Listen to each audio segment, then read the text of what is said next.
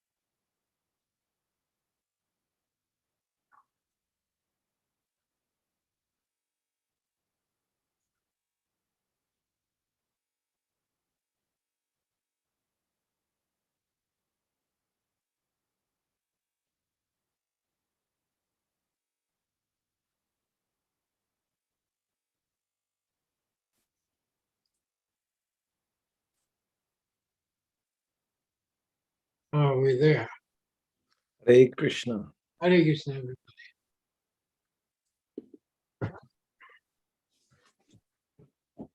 Excuse me for a moment.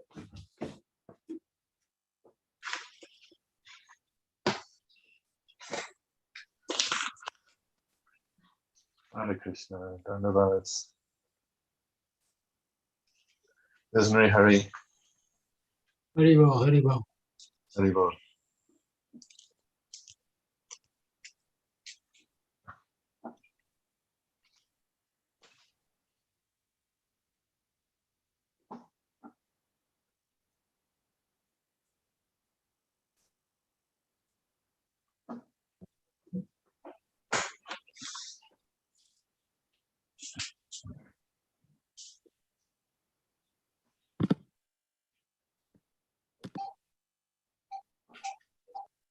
Jai Prabhu. Haribol. Dandavad pranams. Dandavad pranams to all the assembled devotees and unassembled devotees. Hari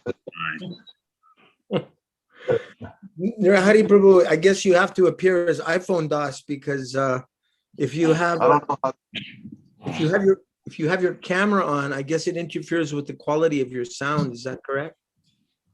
maybe I think so, but also, I mean, you don't seem like ugly face. So. Haribol, we're starting now. If you want to. Oh, yeah. Okay. It's just a little impersonal to see a black box that says iPhone DOS on it. See if it works. Okay, I'll try to see if it works. Yeah, Maybe your face is still ugly, but Baba Trini is still very beautiful.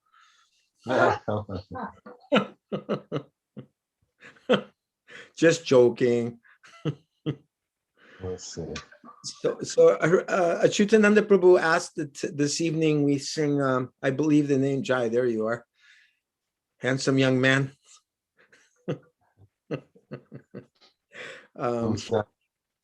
Yeah, I believe the name is Nama Sankirtan. Is that correct, Acyutananda? Yeah, Okay. that's the title of it. We Yeah. all know it. Would you like me to pull it up?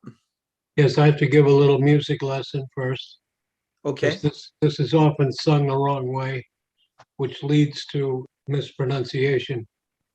The first Hari is in music is called a pickup or a lead-in. It's like we sing, oh, say, can you see? The first beat is say. The O is the word da, da, da, da, da. So if people are starting it, Hari, Haraya, well, Haraya is not a name of Krishna. That's the name of Shiva. Hara Aye would mean glorification of Shiva. So look how music will make you mispronounce things and come up with a very bad, wrong meaning. So it's Hari Haraya Namo Krishna Jadavaya Namo. Like that. Ready? Okay, I'll look it up. Got it ready here. Da, da, da, da.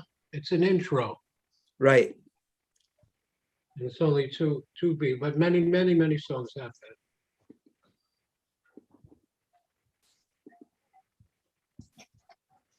Okay. Just have to take a deep breath when I do this, not get anxious. Okay, there it is. Hara is a name of Shiva. So the glorification form would be Haraye. I mean, Haraya. So this is Haraye, see? So it would be better if they sometime printed it with Hari in parentheses or put a little dash there. If you ever know how to read music, they'll write these notes in tiny little notations, and then the real melody comes out in big notes on the music, like grace notes, you know. But when we sing this, as far as I remember, majority of devotees say Haraya, but it's Yeah. Haraye. Well, they're singing the name of Shiva. Right.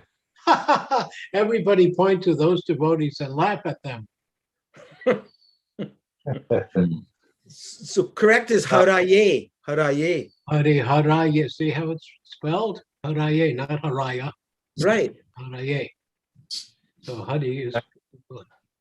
Even Vishnujan Swami, Hari Haraya Namaha.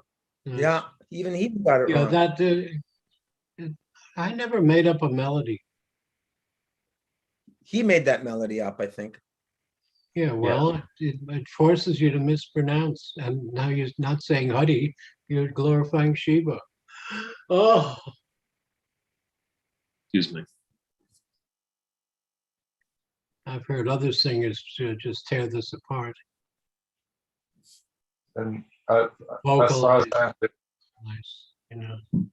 Acyutananda Prabhu, Yeah, as far as I understand, this song was completed by who? Because there's a first part that the devotees of Lord Chaitanya were singing, Sanatan, yeah.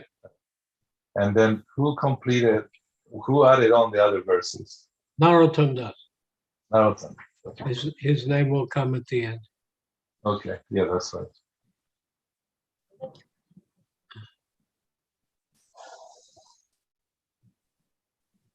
So And- Sorry. we wait for some more people to come on. What time is It is, I have 7 minutes after 8 here. it? All right. Hari Haraya Nama Krishna Jadavaya Nama Hari Haraya Nama Krishna Yadavaya Namaha. Yadavaya Madhavaya Keshavaya Nama Yadavaya Madhavaya Keshavaya Namaha. Shri Gopal Govindaram Sri Madhusudan Gopal Govindaram Sri Madhusudan. Giridhari Gopinatha Madana Mohan Giridhari Gopinath Madana Mohan. Sri Chaitanya Nityananda Sri Advaita Sita Shri Caitanya Nityananda Shri Advaita Sita. Hari Guru Vaishnava Bhagavata Gita Hari Guru Vaishnava Bhagavad Gita.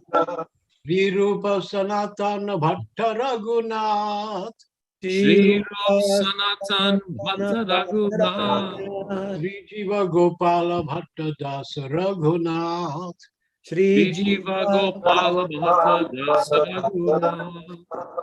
Echai Gorsai Kori Charana Bandhan Eshai Gosai Kuri Charana Bandhan. Yaha Hoite Bhignanash Abhishta Puran Yaha Hoite Bhignanas Abhishapura. Echai Gorsai Jar Muitar Das Eshai Gosai Chai Taradas. Darsavara Pada Renu Mora Panchagras Dasabara Padarenu Mora Panchagras. Nandera Charana Sebi Bhakta Sanevas Tadera Charana Sevi Bhakta Saneva. Janame Hoy Ye Abhilas Janame Hoy E Abhilas. Echangor Sain Jabe Broje Koilavas Eshai Gosai Jabe Braje Koilabas. Krishna Nitya Lila Korila Prakash Radha Krishna Nitya Lila Korila Prakash. Anande Bolo Hari Bhaja Vrindavan Anande Bolo Hari Braja Vrindavan. Sri Guru Vaishnava Pade Majaiya Man Shri Guru Vaishnava Pade Bhajaiyaman. Sri Guru Vaishnava Pada Padma Koriyas Shri Guru Vaishnava Pada Padma Koriyas. Ninama Sankirtana Kohe Narottama Das Nama Sankirtana Kohe Narottama. Very good. Hari, obeisances to Hari, unto Krishna, and Yadava, obeisances to the Lord of the Yadus, Madhava, Keshava. Gopal, Govinda, Ram, Madhu, Giridhari, Lord of the Gopis, Bewilder of Cupid, Krishna Chandra. Shri Chaitanya, Nityananda, Shri Advaita Sita, Hari Guru Vaishnavas, Srimad Bhagavatam, Bhagavad Gita, Hari. All glories to Swami and Raghunath, to Srila Jiva, Gopal, Bhatta Goswami, and Raghunath. Jaganananda. My turn. I bow to the feet of the six Goswamis. By their grace, our obstacles can be destroyed and all desires are fulfilled. I am the servant of the six Goswamis. The dust of their lotus feet is my fivefold subsistence.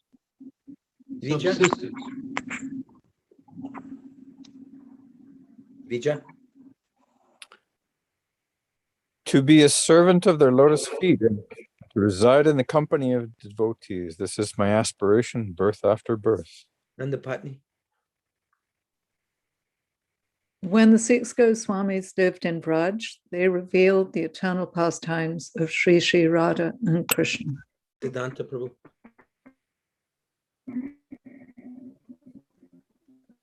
In ecstasy, sing the name of Lord Hari and worship Vrindavan, joyfully fixing your mind upon the lotus feet of the bona fide, gotta reduce this, bona fide spiritual master and the pure devotees. The lotus feet of my guru and the Vaishnavas are my aspiration. Narottam Das thus sings Harinam Sankirtan. Would you like to read the purport, Acyutananda Prabhu? Yes. Whoa, it's a big one. Okay. The song of Srila Narottam Das Thakur is very famous among devotees in Bengal and Orissa. When Lord Chaitanya returned from Gaya, where he was initiated by Sri Ishwarapuri, he was completely transformed into a God-intoxicated personality whom his students of grammar had never known before. Instead of teaching ordinary grammar studies, Lord Chaitanya explained every sentence in such a way that every Sanskrit word and every letter was understood to indicate Krishna, the Supreme Personality of Godhead. This form of grammar was later on developed by Srila Jiva Goswami in a book called Harinamamrita Vyakaran, the grammar of the nectar of the name of Sri Hari. But Lord Chaitanya's students thought that their teacher had become mad, and they rubbed his head with Vishnu oil, an oil that cools the brain. Finally, they asked him, "You say that everything means Krishna. We should ultimately always be chanting the names of Krishna. Just how should we do this?" Then Lord Chaitanya began to sing the names of Krishna and clap his hands and began his Nam Sankirtan movement. The names he sang are the first two lines of the song, and Narottam Das Thakur and others have placed these names in the beginning of their writings to immortalize these events in the memory of everyone. Someone else do the next. Krishna Chandra. Jai. Narottam Das Thakur chants the names of Lord Chaitanya, Nityananda, Sri Adwaita, and Sita, Lord Adwaita's consort. Since Lord Hari, the spiritual master, and the Srimad Bhagavad Gita are all on the transcendental platform, they are given the same respect. Then Srila Narottam Das chants the names of the six Goswamis. I offer my obeisances at their feet, he sings, which destroy sufferings accumulated over many long years. I am the servant of those six Goswamis, and the dust of their lotus feet is my 5 kinds of foodstuffs. To serve their lotus feet and keep the association of devotees is my only business, birth after birth. When the six Goswamis were staying at Vrindavan, they revealed the external transcendental pastimes. Eternal, I apologize. Transcendental pastimes of Sri Sri Radha Krishna. Before Lord Chaitanya, the exact location of the places of Lord Krishna's pastimes were not known, and therefore Lord Chaitanya instructed the Goswamis to uncover the holy places and construct the temples. The temple of Sri Radha Damodar is situated near the location of the Rasa dance.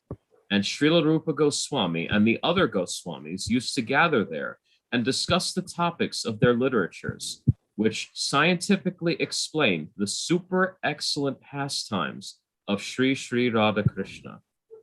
Narottam Das Thakur says, in great ecstasy, shout the name of Hari and serve the real transcendental master and devotees.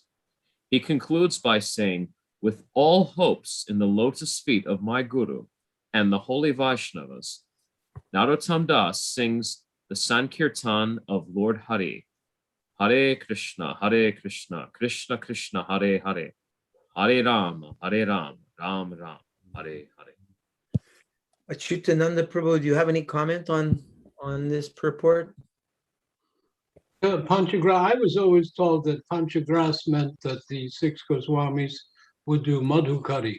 Madhu is a bee and goes to flower, and they would go to 5 homes, different homes, but only 5 per day for their whatever they could get to eat. But there might be another purport to what are 5 sustenances. I heard Srila Prabhupada did that madhukari while he was living in Vrindavan. I've seen the sadhus doing it there, going from home to home to get a chapati or whatever. Yeah. You live with Srila Prabhupada at Radha Damodar for 3 months or 4 months? From September to, January, but we were in Calcutta. Prabhupada went back to America across the Pacific to San Francisco. So we were there. Then I went back to live in Radha Damodar for a little while. And then Prabhupada sent a letter to Rishikesh or Rishikeshananda, which said we should go to Sridhar Maharaj. He didn't go, I went. So when you were at Radha Damodar with Srila Prabhupada, I guess he was writing his Bhagavatams then, or he had completed them? No, Working up- he was on to the next cantos. He was always reading Baladev Vijayabhusan's commentary on Gita.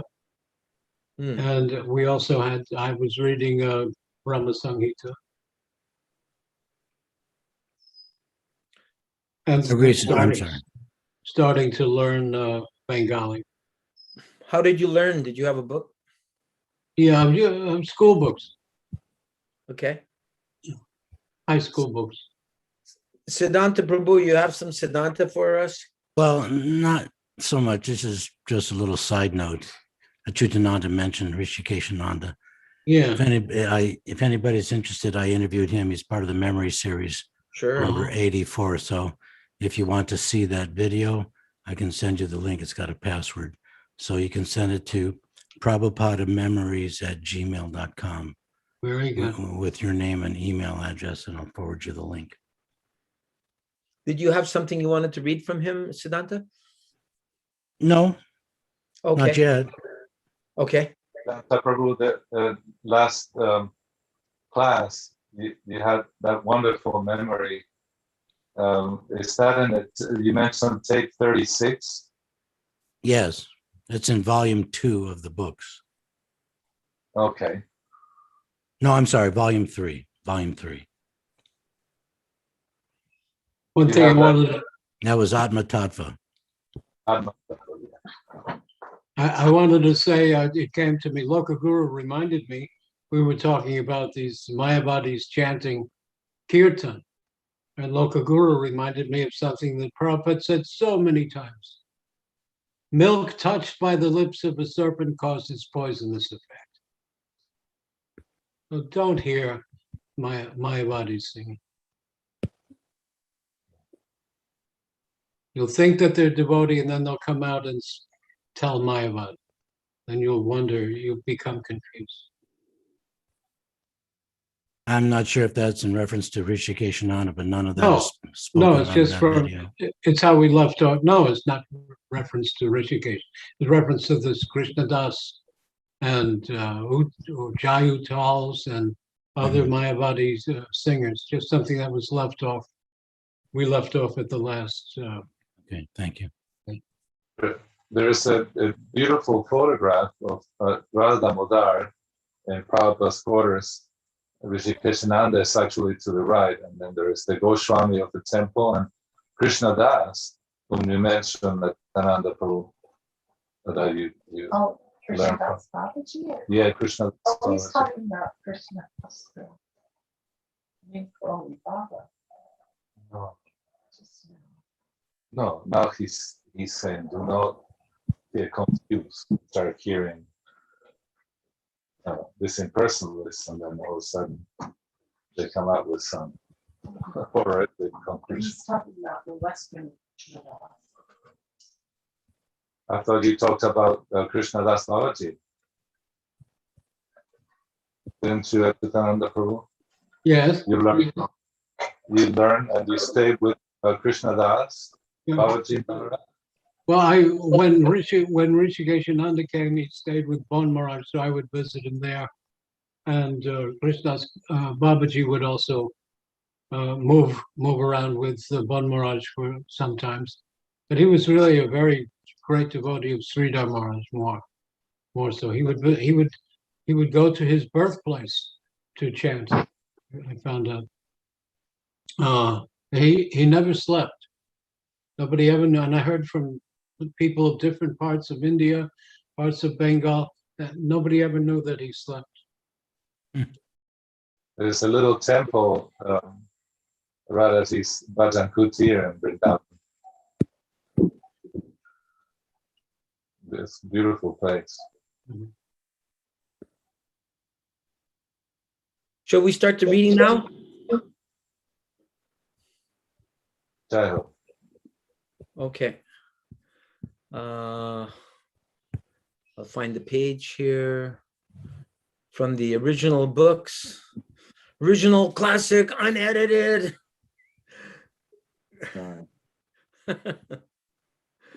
Okay, here we go. I'll just click on share screen. All right. And where is that page? Okay, there it is. All right. Acyutananda Prabhu, would you like to begin the living entities? The living entities are not as great as Narayan, Vishnu, who is beyond this material creation. Even Shankaracharya accepts Narayan to be beyond the material creation. Since neither Vishnu nor the living entity are of the material creation, someone may inquire, why were the small particles of spirit created at all? The answer is the Supreme Absolute Truth is complete in his perfection, when he is both infinite and infinitesimal. If he is simply infinite and not infinitesimal, he is not perfect. The infinite portion of is the Vishnu Tattva, or the Supreme Personality of Godhead, and the infinitesimal portion is the living entity. That's terrific. Siddhanta? Some people may challenge, well, if God is all great, then how can he be? So yeah, he's also including even the tiniest thing. Thank you. Siddhanta Prabhu, would you like to read the next paragraph? Okay.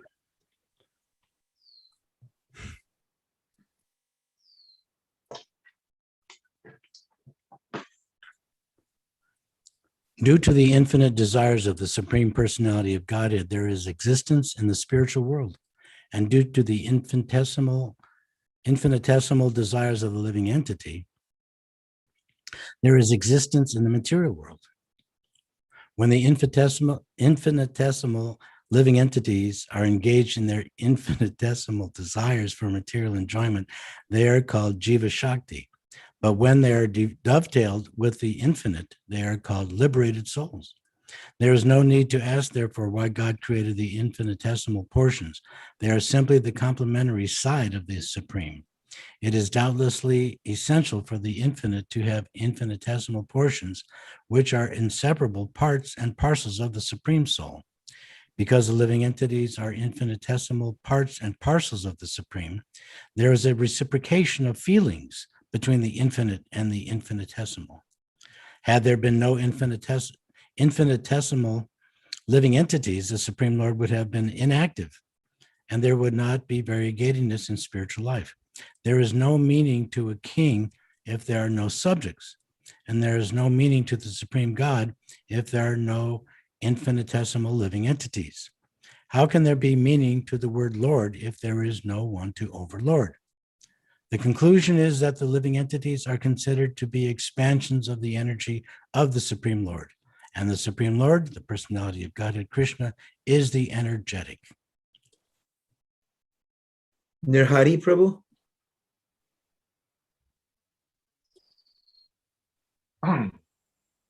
In all Vedic literatures, including Bhagavad Gita and Vishnu Purana, much evidence is given to distinguish between the energy and the energetic. In Bhagavad Gita 7.4, it is clearly stated that earth, water, fire, air, and ether are the 5 principal gross elements of the material world, and that mind, intelligence, and false ego are the 3 subtle elements. All material nature is divided into these 8 elements, which together comprise the inferior nature or energy of the Lord. Another name for this inferior nature is Maya, or illusion. Beyond these 8 inferior elements, there is a superior energy, which is called Paraprakriti. The Paraprakriti is a living entity who is found in great numbers throughout the material world. He is indicated in the Bhagavad Gita 7.5 as Jiva Bhutan. The purport of that Supreme Lord is the absolute truth, the energetic, and as such, he has his energies. When his energy is not properly manifested, or when it is covered by some shadow, it is called Maya Shakti. The material cosmic manifestation is a product of that covered Maya Shakti. There's a little bit of noise in the background. When Prabhupada taught Bhagavad Gita, when we all heard him in 1966, he started with the 4th chapter, Evam Parampara Praptamima. That's the establishment of his authority, is the Parampara, not himself. And then he went into 7th chapter. You can memorize just about every verse of the 7th chapter and preach on it. And I like to do that to anybody that comes new. I first start with 4th chapter and then go and ask people to memorize every verse in the 7th chapter. Because that's when Krishna starts talking about himself.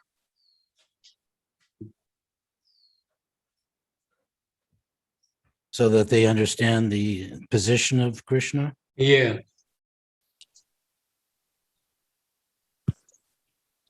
To help with most everyone's understanding of impersonalism? Impersonalism, and then the other two, because in the West, people don't have so much concern with Karma Kandya, which is 3rd chapter, Karma. And Jiva Tattva, we understand also that in the 2nd chapter, that will come constantly.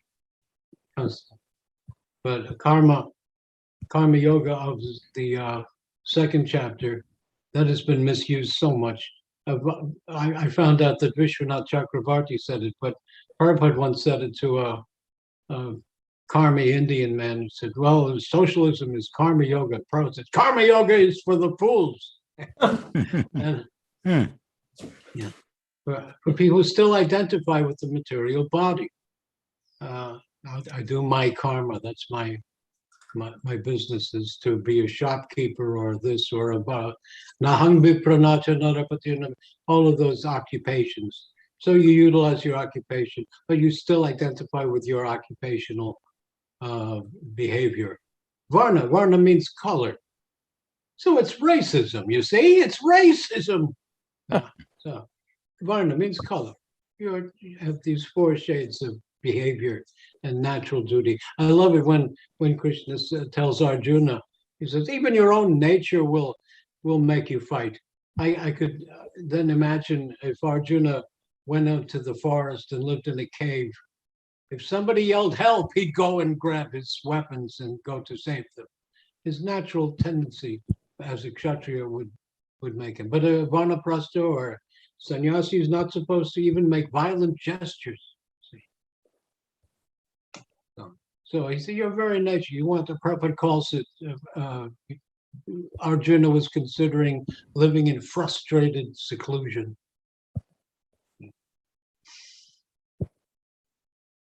Thank you.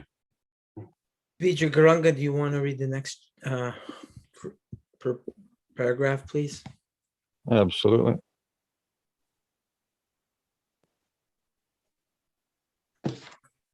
The living entities are factually beyond this covered inferior energy. They have their pure spiritual existence and their pure identity as well as their pure mental activity. All of them are beyond the manifestation of this material cosmos. Although the living entity's mind, intelligence, and identity are beyond the range of this material world, when he enters into this material world due to his desire to dominate matter, his original mind, intelligence, and body become covered by the material energy. When he is again uncovered from these material or inferior energies, he is called liberated.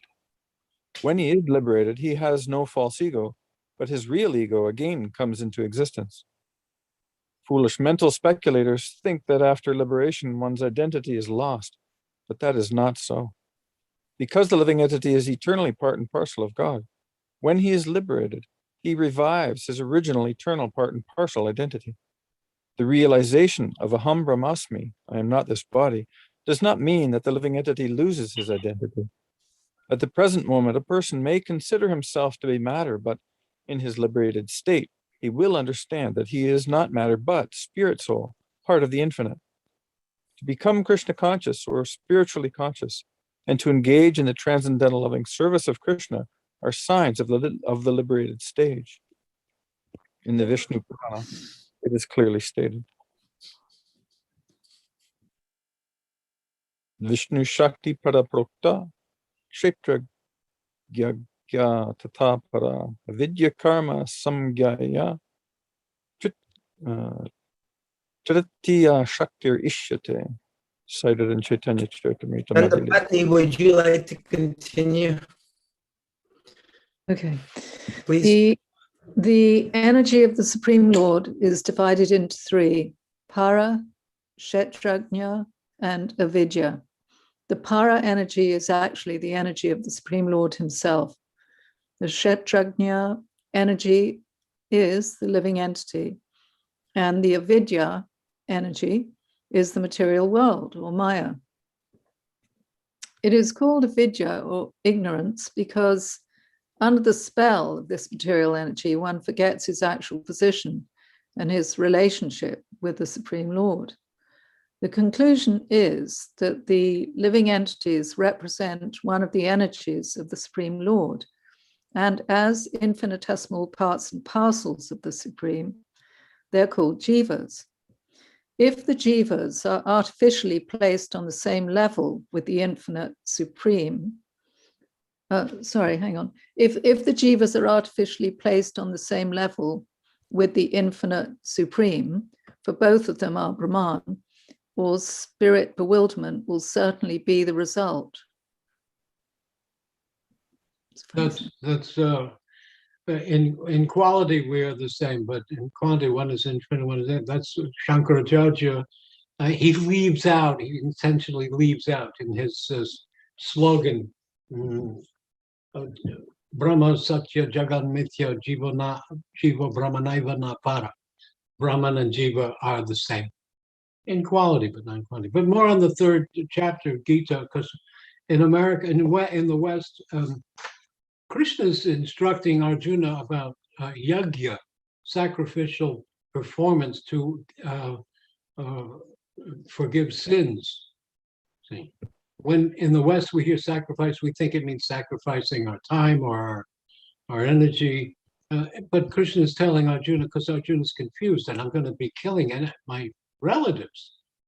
You know, what kind of and all the Brahmins, Kshatriyas, and Vaishyas, those three upper castes would perform sacrifices with Brahmins to get rid of certain sins. In India, even when I was there were gentlemen who would come and they'd look around because they had Brahmin pundits that would tell them if they had committed sins, they would go and say, what should I do to get rid of this sin? And they said, well, give a donation to a proper person. So they would come to the temple and decide whether we were worthy. And they would give a donation or give grains. Giving grains is a big transfer of karma. So they would be thinking about whether to give it to us or to give it to some other sadhus. They would evaluate like that. Prabhupada had a relative who went to London, and when he came back, the Brahmins insisted that he get purified with a thing called prayaschita. There was sacrifice, and then they bathe you in panchagabya and yogurt. And the man said, no, I don't want to do that. And they tried to ruin his family. No one should hire him. No one should take food. You should, if he comes to your house, don't let him in. And finally he gave in and said, all right, I'll do it. And there was a fee of some gold that he had to pay for that. Yeah, just by the way. But Prabhupada said it was a very bitter experience for his family. So that's the karma kandya that's going on in third chapter, and it's not so important for people in the West. The whole Bible, the Hebrew scripture is about all kinds of animal sacrifice. Mm. It is considered that in Solomon's temple, from the altar down to the steps of to the opening gate was blood. Mm. All Ghastly. soaked in blood. Because without blood, there is no forgiveness of sin. That's Bible stuff. So this whole process of sacrificial process was the main thing. So Krishna is convincing Arjuna that there is no sin if you do karma, if you do activities in my sake. It's Nitya Leela's turn to read, but she has a couple of questions before. Nitya Leela, please ask your questions before reading. Is she there? I don't know. She was. If she's not, then she disappeared. That's really weird. Maybe, well, it's Pakistan, so the connection may not be. Oh, You can read her question. It's there in the chat. it's in the chat. Okay, her question is, it's a little, well, I wanted to ask her because her question is a little broken up. But she also needs to be present to hear the answer too. I don't know if she'll have time to go back and listen to the recording. Something about the food for life, giving prasadam to jivas. Yes, that's. She probably got disconnected and she's trying to get back on right That's now. what I'm saying. Uh-huh. Yeah, we have a new listener tonight. It's Ron Singh. I think I know him. He's from Louisiana, old Facebook friend. Is that you? But you've got an initiated name now. Is that the same Ron Singh from Louisiana? University student, graduate? Ron Laswami? No, I'm actually in Sacramento, California. Oh, okay. You just saw my little ad on Facebook for the reading? Yes, somehow I was just browsing and I saw it, and Okay. I thought, oh, I've talked to Acyutananda Prabhu before, so I'm like, oh, okay, let's go on. Thank you for coming. Do we call you by your name, Ron, or do you have an initiated name? Ron is fine. Okay. So Ron, What is your initiated name? Well, Narayan Prabhu gave me the name Ramachandra Singh, so if you guys want to call That's me that, better. that's fine. That's better than Ronnie. Try, Debo. Or you can call me George. You know. There was a little boy, devotee, little boy in Los Angeles. He wouldn't tell me his name. Says, if you don't tell me your name, I'm going to call you George. Okay, my name is Hadi. Okay, Nitya Leela has made her a reappearance again. Nitya Leela, rather than reading your question on your behalf, could you please express your questions out loud? It's your turn to read.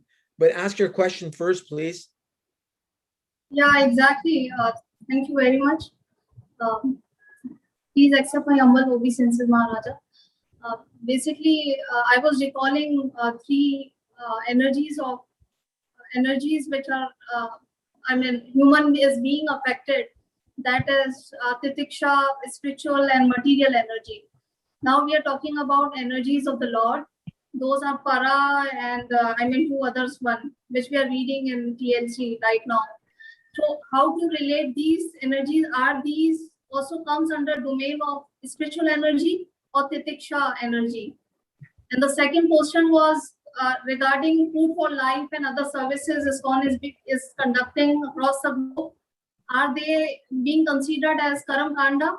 How to have fine lines between Karam Kanda and done for Lord Krishna? I really couldn't follow from the sound. I couldn't. Gora, did you understand her? Well, the question she wrote here is the Lord's other energies as spiritual and titiksha. I think she means tatashta, not titiksha. The Lord's other energies as spiritual and tatashta have different domains other than these three energies. It's not really clear, your question. I'm sorry. Could you ask again? In TLC, we were reading about three energies of Lord, right?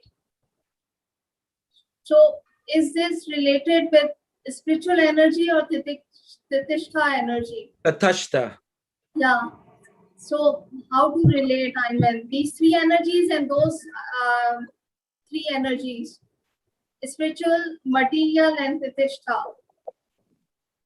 Well, that was, it was explained in the last paragraph that we read. If Krishna is infinite, it's not enough for him just to be infinite. He also wants to be infinitesimal. Then then Purnameva Vachichyate. Then he's Purnamada, Purnamidang, Purnam. He's not only just infinite, but this is what the Mayavadi is like, because their only conception of infinite is something like space, Akash, see, in distance, in measurement. Huh? Erakam? Can you see my hand? So, okay, this is beyond the covering, but Krishna is also the smallest of the small. Again, this is Sridhar Maharaj's amazing statement. The absolute truth is the circle that has circumference is nowhere, and the center is everywhere. There's no such thing. Try to make a painting of that, Ask Jadharani. There's a very good devotee, oh boy, what's his name? But he does very good diagrams and charts of different things, and but I don't think he would be able to do that. Sri Dandi Swami was the one that designed that whole description of Goloka Vrindavan and Shiva Loka and Mahesh Dham and so forth. Uh-huh. I don't. Does that answer your question, Nityalila? There's Swarup Shakti, there's material Maya Shakti, and Tatastha Shakti. Yes, those they can be brought down to three, but then they can be subdivided into infinite. Okay, I got it. Yeah. But and then she's asked. That even Brahma,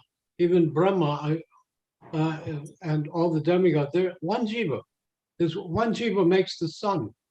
One jiva can create everything in this material. Just one jiva.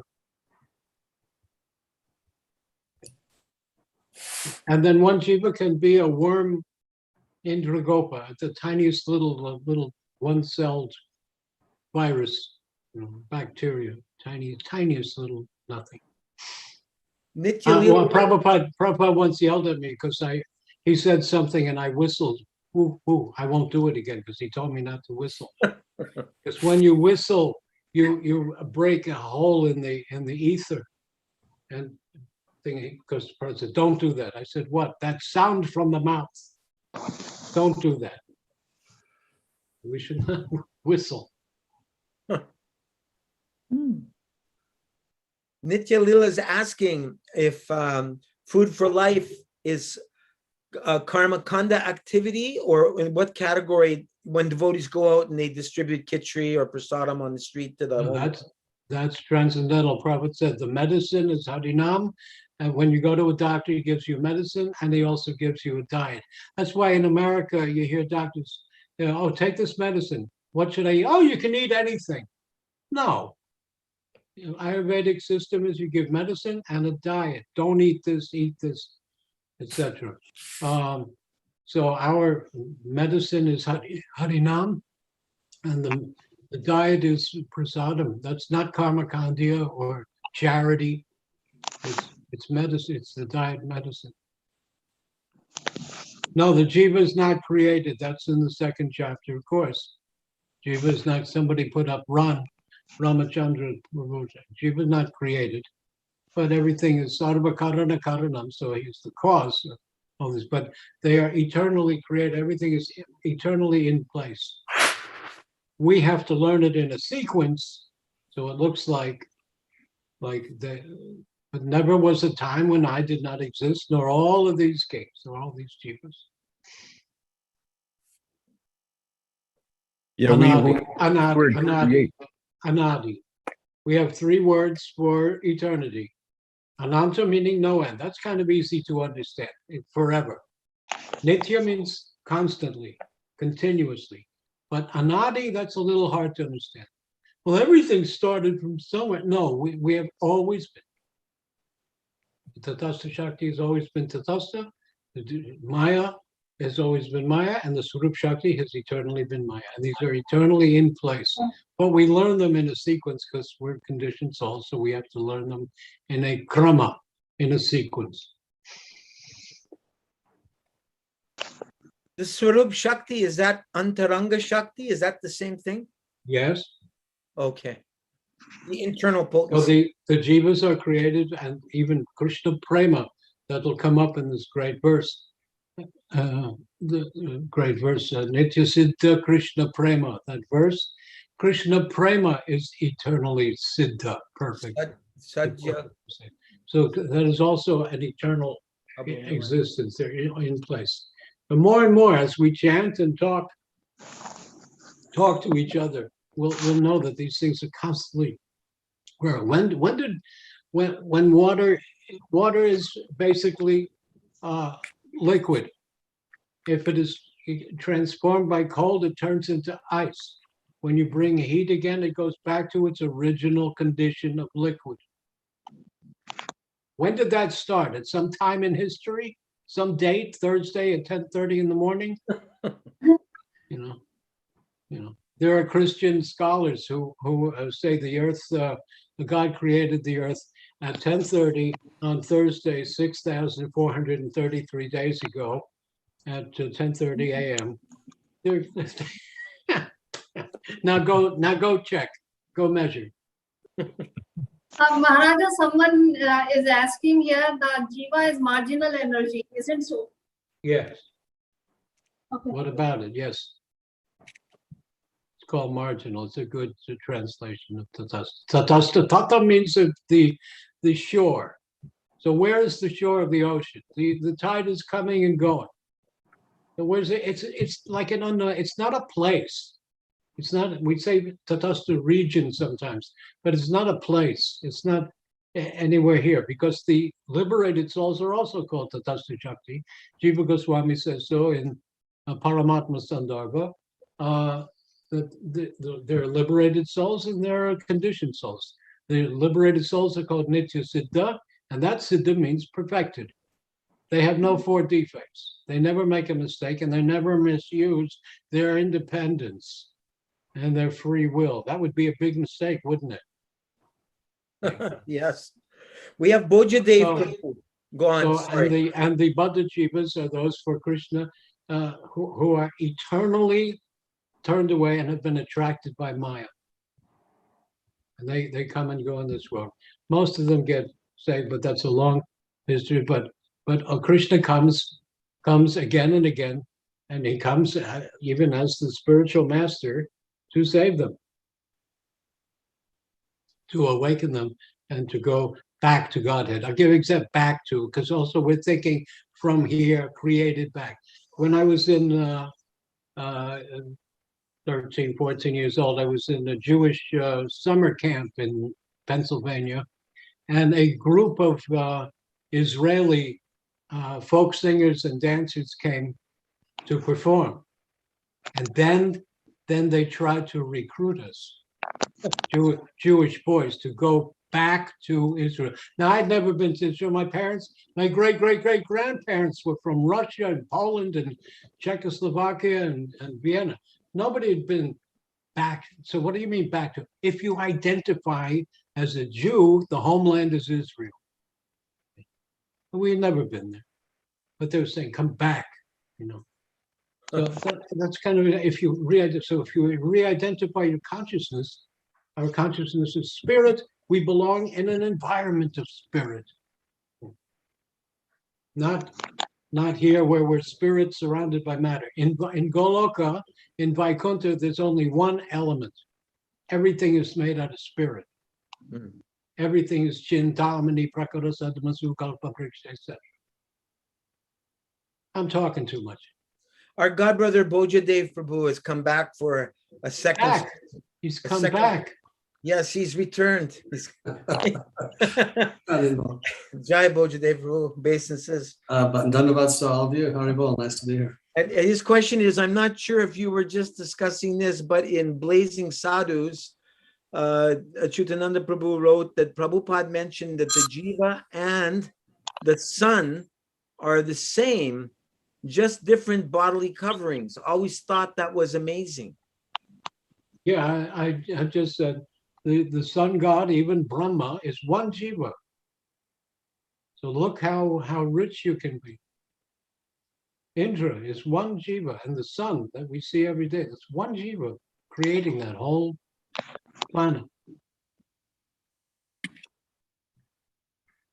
That answer your response, Bojadev? I'll tell the nice story again. Indra told Brihaspati, his guru, is it Brihaspati or Brigu? Brihaspati. He says, I'm going to build the biggest palace in the universe. And Brihaspati says, don't be so ambitious because you're not going to be here that long. He says, what do you mean? He says, look down at the earth, at Bhuloka. Yeah, and they have telescopic vision. See all the ants? Says, yes, all former Indras.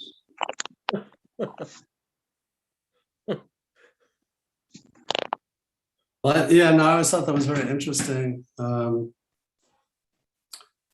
Yeah, because of the potencies that the jiva has such a wide range of potencies. Yeah, can be up to Brahma. I heard another analogy about back to home. Yeah.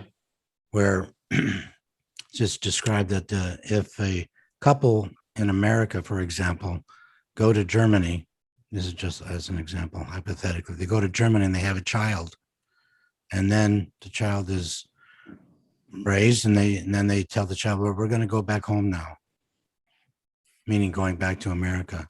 Mm. Or if the baby's born in the hospital, the baby's home is not the hospital, but it's where the mother and father live, back at home. So that's another way to look at whether we're actually from the spiritual world. And last two classes, Tridandi Maharaj made that it is our choice to be here. When you see a homeless person, does it mean that they were all once millionaires?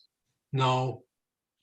And why are they there? They choose to be. They choose to take drugs. They choose not to work. They choose not to go to a hospital to get cured. They like it there. Like even Indra fell into illusion, became a hog. They said, come back. And he said, no, it's nice and warm and muddy here. There's plenty of stool to eat. Come back home.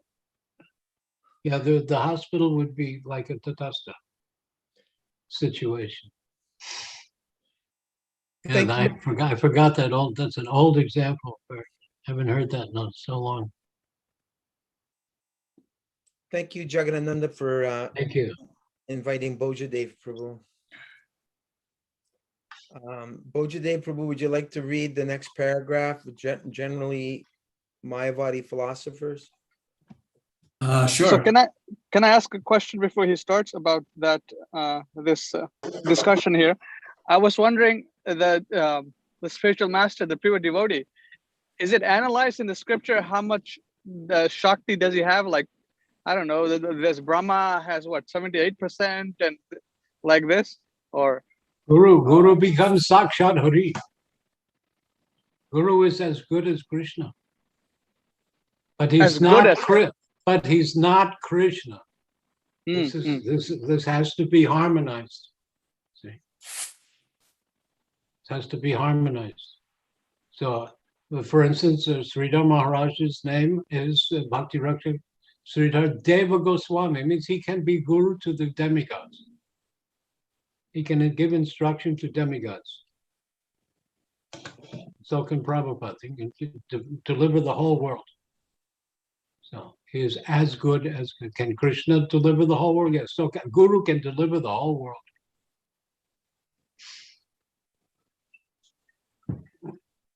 Because he's representing Krishna himself. When we hear Guru, we hear Krishna. Bhaktisiddhanta's term was transparent via media. It comes right to our right in our. If Krishna were to appear now in his opulence, we'd be blown away. So he comes as Guru. Gaura Prabhu, can you look at the picture, the photo I sent you on your Facebook message? On my Facebook message. Yeah. Can you take that photo I just sent you? Right now? And post it to the group? At this very second? Are you, well, 10 minutes ago. I wasn't on Facebook 10 minutes ago. No, I'm asking you, are you able to, Acyutananda will like this photo. Oh, okay. Yeah, were you able to open the picture? It's very hard for me to receive and open from Facebook to email, I find. No, I sent this to Gaura. Yeah, I'm it's just coming. talking It's technologically. Just now coming. Okay. Ramachandra Prabhu, you're the only one that just has a little black box as a face. Do you have a camera that we can see you, or you don't have a camera? well, I do have a camera. I'm driving, so I don't want to distract people. Oh, so. you're driving. Okay, I understand. Yes. All right. So, okay, good. I've got this on the screen here. Let me just share this with everybody. Share screen. And can you tell us something about this photo, Siddhanta Prabhu? Well, it's pretty self-explanatory. Acyutananda could probably tell us better. What year? I don't know. But 70, there's on the starting from our left is Guru Kripa. 1976. Jai Pataka, I think, holding the microphone. Pancha No, Dravida. Push to Krishna. It's Push to Krishna. That's the Krishna. Then there's his name is now Janardhan Maharaj. That's Pancha Dravida. Way in the back, that might be Jayatirtha with dark glasses. Ravatinanda. Sachinanda, and then No, Ray Bhatinanda. Ray Bhatinanda is there, and Satsvarup, and Hari Sori. I don't know the next two. There's Bhavananda and me. Madhavisa No, Prabhu. Madhavisa. And Which one is Hamsaduta. Hamsaduta with his head covered? Where's Madhavisa? Next right next to the left of your next to face. me is Madhavisa. To your right. Yeah. So when the saints, turtleneck and the Matka silk shutter. yes, I see him now. It looks like someone named Alex, also right next to to the left of Harisari. Anyway, I have that for the video I'm doing with. It looks like Janardhan Swami. when I would play the Mayavadi and Prabhupada would smash me. We would wrestle. Mm-hmm. Looks like one of those. Look at Prabhupada's face. What do you say? It looks like What is this nonsense? That was May of 1976, according to the archives. And the buildings in the back, I'm not sure that's Mayapur. Yeah, top of Mayapur. Okay. Did you And it use looks like Drishti, I mean, So you went there. far right with the glasses. Yeah. Glasses. far right? Right behind Although you Hamsa can have- Duda. Oh, wow, Yeah. you got good eyes. I don't see. Oh, Yeah, you behind see the one- rim of the glasses. I can't see. And you said Guru Kripa, right? Far Guru left. Kripa's on the far right. Far left. Far left. Far left. Who's holding the microphone? Push to Krishna. Push the. Push to Krishna. Looks like saffron dress. Yeah. He was sannyasi. at He one was point. sannyasi? Okay. He was the- Gora, did you get the picture of me and Jadurani and Prabhupada? No, where's that? I don't know. I sent it and it doesn't open. Oh, Anyway, I'll I think ask. if some things are sent to me from Facebook and then I sent them out, it doesn't go through. Oh, well. We can ask Sikarani, she's the expert, but she just called in to say that after going for her hike, she came back not feeling well, so she's sick right now. Oh, no. I told her to have ginger and lemon. It seems to work for almost everything. I grow ginger here. Really? Yes, it grows like grass. Well, then I should be calling. I You should put be calling- you put a few roots in the ground and you got 12. Wow. They just They're like potato. Yeah. in this weather. So then Ginger I should and be calling. ginger and turmeric Yeah. grow like crazy. Then I should be calling you your holisticness. Yes. Haldi and adrak. Adda. Aldi and Adrak, that's right. Also neem.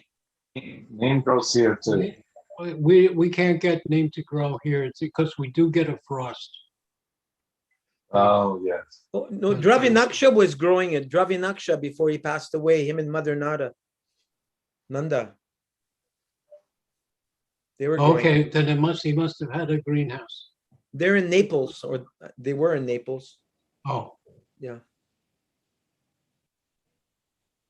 Okay, let's see about getting back to reading. Vijagaranga, did you read yet? I don't think so. Right? I have read once. Yeah. You did read once. Okay. Nanda Patni read once. Jagadananda didn't read yet. So let me. Ramachandra. Ramachandra didn't read. He's driving, so we don't want to. Oh yeah, we don't want to engage him in reading. No, That's- that wouldn't. that would spoil everything. Oh yeah, I know. No, that's about. So I'll go. Okay, I have to share the screen. Share the screen, and there it's being shared. Generally, Mayavadi philosophers are perplexed before a learned Vaishnava because the Mayavadis cannot explain the cause of bondage of the living entities. They simply say it is due to ignorance, but they cannot explain why the living entities are covered by ignorance if they are supreme.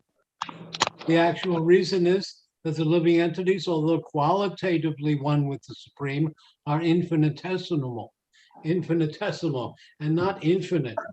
Had they been infinite, there would have been no possibility of their being covered by ignorance. Because the living entity is infinitesimal, he is covered by an inferior energy. The foolishness and ignorance of the Mayavadis are revealed when they try to explain how it is the infinite is covered by ignorance. It is offensive to attempt to qualify the infinite as being subject to the spell of ignorance. There are many intricacies, and they try and wiggle out of it, but it's of no use. Okay, let's see. Bojadev, did you read yet? Oh, did it? I can read this. Although Sankara was attempting to cover the Supreme Lord by his Mayavadi philosophy, he was simply following the order of the Supreme Lord.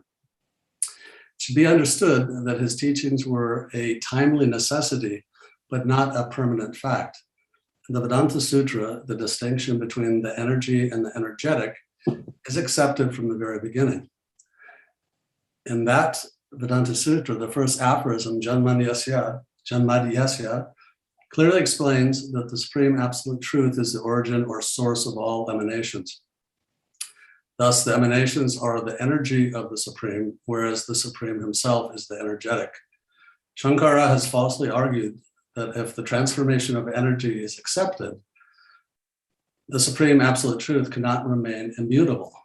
But this is not true. Despite the fact that unlimited energy is always being generated, the Supreme Absolute Truth remains always the same.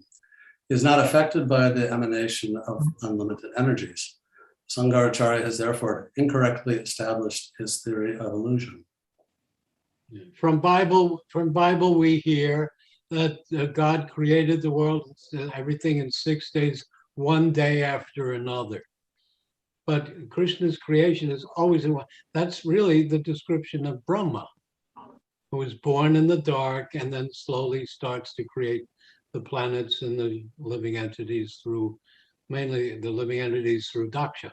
But those are all the things in the Puranas that then karma starts to get all entangled. Then yajna comes to get out of karma, and oh, it's a mess. It's a mess. So, but Krishna is the cause of all causes. So we think if something has a cause, if I strike a match to this, it causes fire. So before that, there was no fire. No, the fire is conserved in the match. And when you bring friction, the fire is revealed, but it's always there. This really got me converted also when Prabhu was talking about wood, that the sunlight is conserved in wood. And when you make it hot, that sun power that's conserved in the wood comes out. But it's always there in different points. Sometimes it's covered, sometimes it is a sunny day. So today we can say the weather report in Vaikuntha, partly cloudy. There's a cloud of material nature on 1/4 of the energy of Krishna. The other 3/4 are infinite. But we have to get these numerical divisions for our understanding here while we're still in illusion. Yeah. But slowly we'll break out of these limitations. Done? I have a story Okay. regarding the last paragraph we read, I think. This is from Badri Narayan. An Indian professor said that it was all one. Oh, this is good. Prabhupada explained that it is not all one, that there are differences. Prabhupada said, if I say cotton ball or cotton shirt, is there a difference? The man said, cotton ball, cotton shirt. Prabhupada said, if I say cotton ball or cotton shirt, is there a difference? The man said, cotton is, Prabhupada said it 3 or 4 times. He was sitting behind a low table and the man was sitting on the other side. Prabhupada reached over, grabbed the man by the shirt, shook him and said, if I say cotton ball or cotton shirt, is there a difference? The man finally got it. He didn't just get it to be polite, but Prabhupada, while still friendly, managed to shake through his buffalo brain. The man understood that there was a difference between a cotton ball and a cotton shirt. However, after the man left, Prabhupada pointed out, this is the special sanction of old men and little children.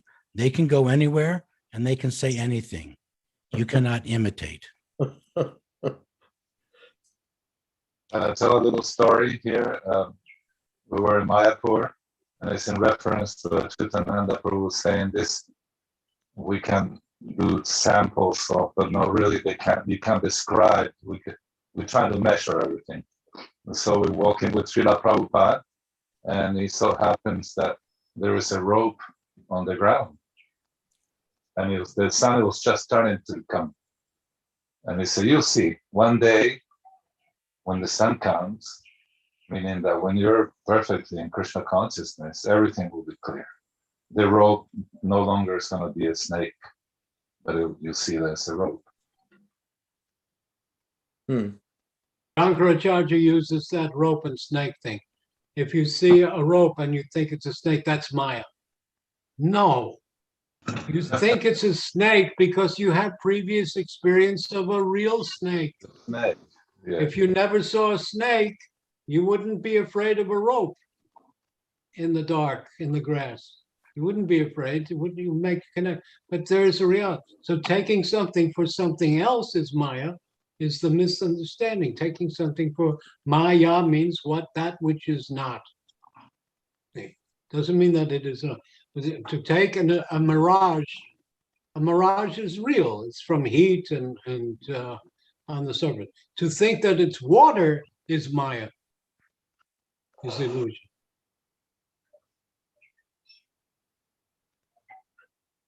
Jagadananda Prabhu, you're the only one that hasn't read yet. Okay, I'm ready.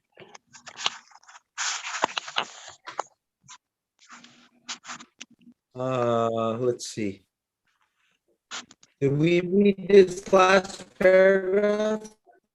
Yeah, okay. Ramanuja Charya. Okay. Ramanuja Acharya has discussed this point very nicely.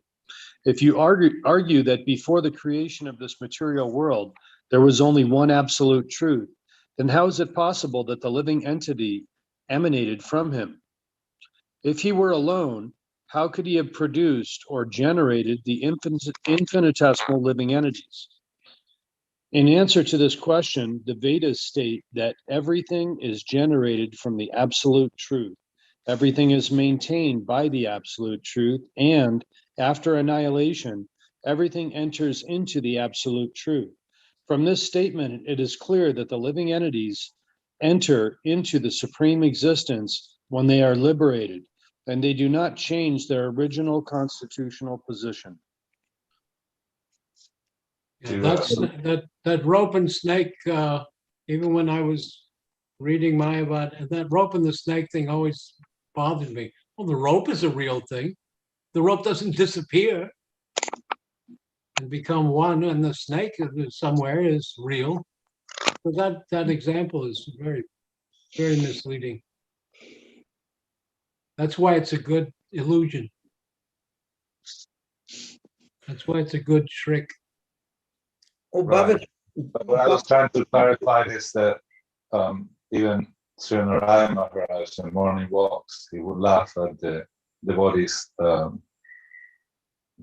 arguing, you could say, or discussing the Jiva Tattva. And at one point, he laughed and he said, you'll see, he said, now you think this way, but through bhajan, through the pure devotional service, when you get there, you'll understand. It's different. So in that morning walk, Prabhupada was pointing out that when the sun comes out, everything's clear. When Krishna, the Son of Krishna, appears in our heart, when it comes out, everything will be clear. Our position, we'll see ourselves as well as the Lord. Baba Trini, you also have not read. Okay. Yeah, I'm sitting outside the room because my phone interferes with his phone.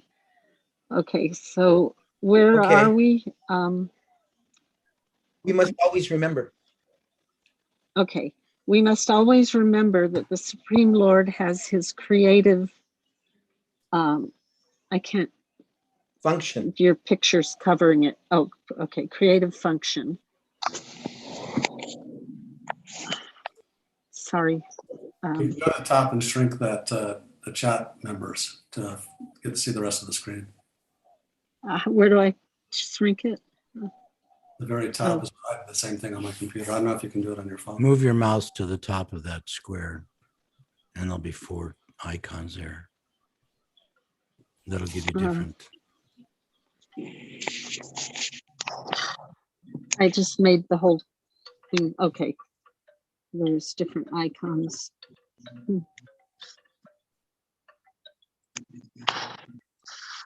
I can't get, there's a little square, I can't get it to uncover it. Sorry. So. Okay, I'll read that. We must always remember that. Okay. Did you get it? No. We must always remember that the Supreme Lord has his creative function and that the infinitesimal living entities have their creative functions also. It is not that their creative function is lost when they are liberated and enter into the Supreme after the dissolution of the material body. On the contrary, the creative function of the living entity is properly manifested in the liberated state. If the living entity's activities are manifest even when he is materially conditioned, then how is it possible for his activities to stop when he attains liberation? Living entities entering the state of liberation may be compared to a bird entering a tree, or an animal entering the forest, or a plane entering the sky. In no case is identity lost. Now you can see about attorney. Like the next paragraph. But I can't now because it got moved up so that the picture's covering the last two lines, end of the last. Yeah, it must be difficult with the phone. I have a story. Yeah. So when Ron first arrived, Siddhanta has a story. Okay, please. All right. I think it relates to what we've been speaking about. This is a story that Yogeshwar tells. On a morning walk in Paris, Hanuman, who was a Canadian devotee, was walking and saying to Prabhupada, "I don't understand. This feels so real to me. Why do we say we're living in a world of Maya when it feels so real? I know that I'm here. This is my body. I see things around me. This isn't a dream. I'm seeing it." Yogeshwar said he was very passionate. Prabhupada said, "When you sleep at night, do you dream?" Hanuman said, "Yes." Prabhupada said, "The only reason why you think the daytime dream is more real than the nighttime dream is that you spend more time awake." That's another story Prabhupada said. There was a man whose son died, and he's at the cremation, and he's sitting off to the side, kind of giggling. And the wife says, "What are you're at your son died and you're laughing?" He said, "Well, last night I had a dream that I was a king and I had 5 princes' sons. And when I woke up, they were gone. Now you tell me this son is gone. So I don't know which one to be sorry about."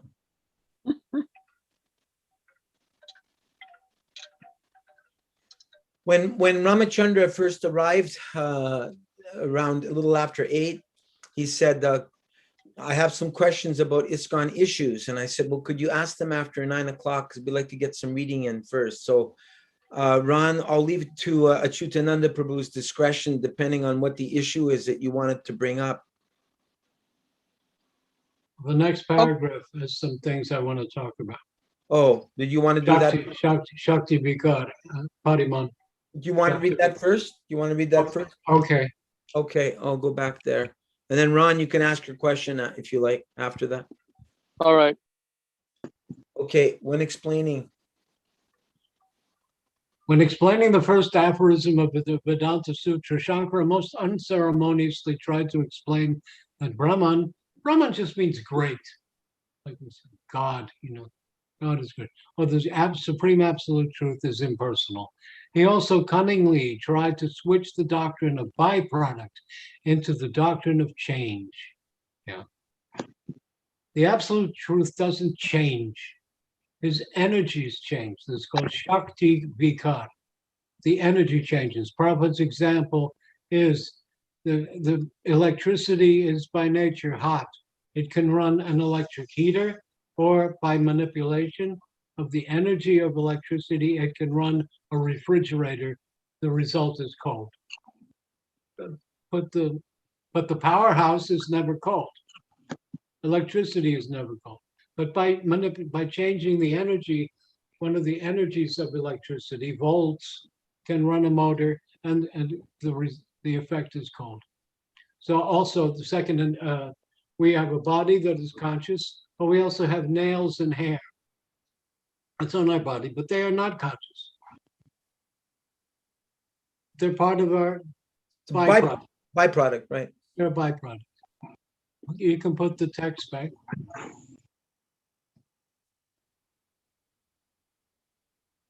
Byproduct is produced where for the Supreme, there's no change. It is simply that a byproduct results from his inconceivable powers of action. That's Icha Shakti, his desire. He has Sattva Sankalpa. Whatever he thinks of happens. In other words, a relative truth is produced out of the supreme truth. When a chair is produced out of crude wood, it is said that a byproduct is produced. The supreme absolute truth, Brahman, is immutable. And when we find a byproduct, the living entity or his cosmic manifestation, it is a transformation or a byproduct of the supreme. It is like milk being transformed into yogurt. In this way, if we study the living entities in the cosmic manifestation, it will appear that they are not different from the original absolute truth. But from Vedic literatures, we understand that the absolute truth has varieties of energy, and that the living entities and the cosmic manifestations are but a demonstration of his energies. The energies are not separate from the energetic. Therefore, the living entity and cosmic manifestation are inseparable truths, part of the absolute truth. Such a conclusion regarding the absolute truth and the relative truth should be acceptable to any sane man. The sun over the ocean creates a cloud. The cloud covers the sun. See? Above the cloud, the sun is unchanged. See? The sun, these are all Prabhupada's examples that he gave me when I was tussling with him over Mayavad. So the cloud is created from sunshine. Sunshine, cloud covers the sun, but the sun is always clear. There was something that I was reading that I thought was very interesting, that in this regard, that the cause of the energetic source is not disappears from view when the manifestation of the energetic, the energy is displayed. Prabhupada described it as like the seed of a banyan tree. Once the seed is the cause of the banyan tree, but once the banyan tree grows, the seed is no longer visible. Another one, like there can be a puddle, Prabhupada said the sunshine can purify a puddle of urine, but there's no urine in the sun. Sun remains unchanged. How about the spider can make a spider web, but he doesn't get stuck in it? That's another one. Shikarani is back. How are you feeling, Shikarani? Are you still in pain? Little bit, not much, but You yeah. think you have COVID? What's the kind of pain are you suffering from? No, do not tell like that. It's just because I did hiking, so I think I have got like sore muscles and everything. Oh, you're not used to the workout. Yeah, we did a lot of hiking in Acadia. Hiking is a great exercise. Yeah. Can I ask a technical question, like on that last paragraph? Yeah. Someone asked me this morning how, again, I've heard it too pronounced different ways, Brahman or Brahman? Do we care whether the accent is on the first or the second syllable? Well, we see there are three, there's Brahmin, and sometimes it's spelled with an I, which is good so that we distinguish Brahmin caste. Then there's Brahma, who is the creator, Chaturmukh, four-headed Brahma. And So Brahman, the accent there is with a long A at the end, Brahma. Yeah. And Brahman has no long. It's Brahman. And even North India will say Brahm. Sometimes they'll say Brahm. And which Brahman is that? That's the energy? Brahmajyoti. Brahmajyoti. Okay, Yeah. thank you. But it includes, sometimes it just includes everything. It's like saying Godhead. It's the entire subject of aggregate. Got it.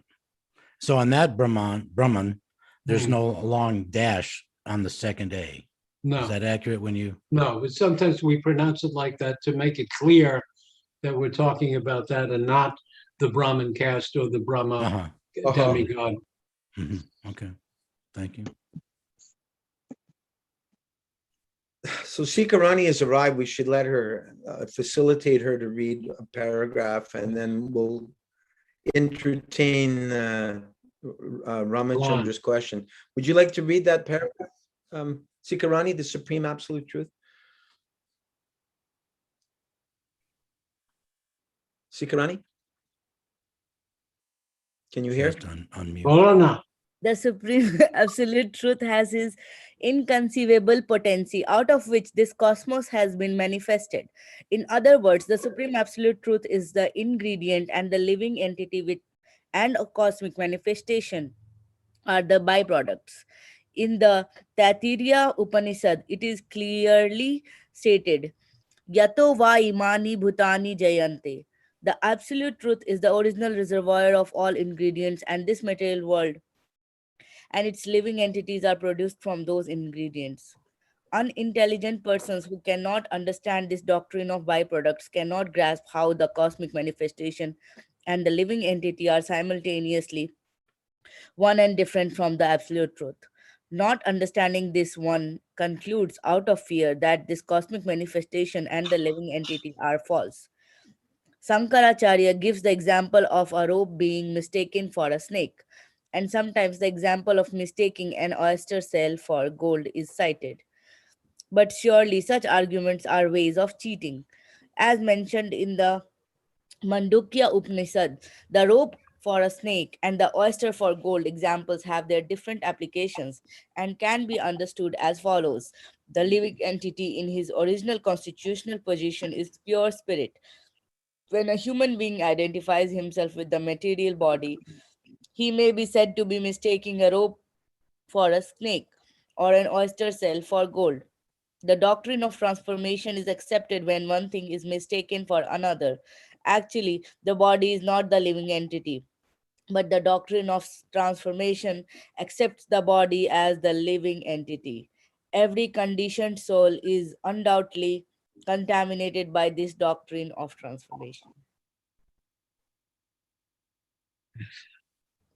Before we entertain Ron's question about ISKCON issues, as he puts it, I'd just like to mention to everyone that I've been trying to figure out this dilemma, because both for Jivan Mukta and myself, being in all of your association, it's difficult to like end at 9:30, and usually Siddhanta Prabhu leaves shortly. And Jivan Mukta would also like to leave, but he ends up staying till 10. So I thought, why don't we start at 7:30 from now on? Originally I started at 8 just for Sikarani, because that was the only time she can make it. But she can't even usually make it at 8 o'clock. So because I'd like to give it the 2 hours, because it seems we have, now we have Acyutananda Prabhu singing the kirtan at the beginning, and then there's nice discussion on that. So I was thinking if we started at 7:30 from now on, then we could actually finish at 9:30. And I don't know if that's agreeable with everyone, but it seems like it's okay with Jivan Mukta, and Acyutananda doesn't seem to mind. You don't have to be there at 7:30, but we'd like to start a little earlier so we can finish earlier, because you who are on the West Coast, it's 6:30 for you right now, but it's 9:30 for us. I second the motion. Yes, All in favor, raise your hand and say aye. Jai. Aye. Aye. Somebody Oi, did. oi, oi. All right, what is this? What is Ramachandra Prabhu? Yes, Ramachandra Prabhu, what are the ISKCON issues for you? अच्छा हिंदी मालूम Is he even still- Ramchandra प्रभु जी तारा हिंदी मालूम हिंदी क्या बोलते हैं हमें हमें बांग्ला जान Prabhupada ने Prabhupada never अच्छा no I'll speak in English. So thank you. Oh, he's cutting out. Voice is all broken up. We can't hear you. Stop the car. Cannot hear you. Mr. How Ramachandra. now? How now? Can I hear? Can you hear? Now we hear you. Okay. So, yes, Prabhu. So we know that ISKCON Prabhupada created the society, and the society has gone through its phases, meaning that, they were the Pope was there, he was checking everything, checking it, balancing it. And now since Srila Prabhupada has left and the movement has grown very largely, but it seems like the movement is stuck, with the gurus being appointed by their, the board, the GBC board, and this and that. And it seems like we're stuck in the Kanishta mood of just handling people. The people are coming, they chant Hare Krishna, and they make temples or whatever. Yeah. So that's stuck? So, how is that stuck? 15,000 copies of Back to Godhead are going out every month. How many plates of prasadam? Who asked that? Food for life and kirtan.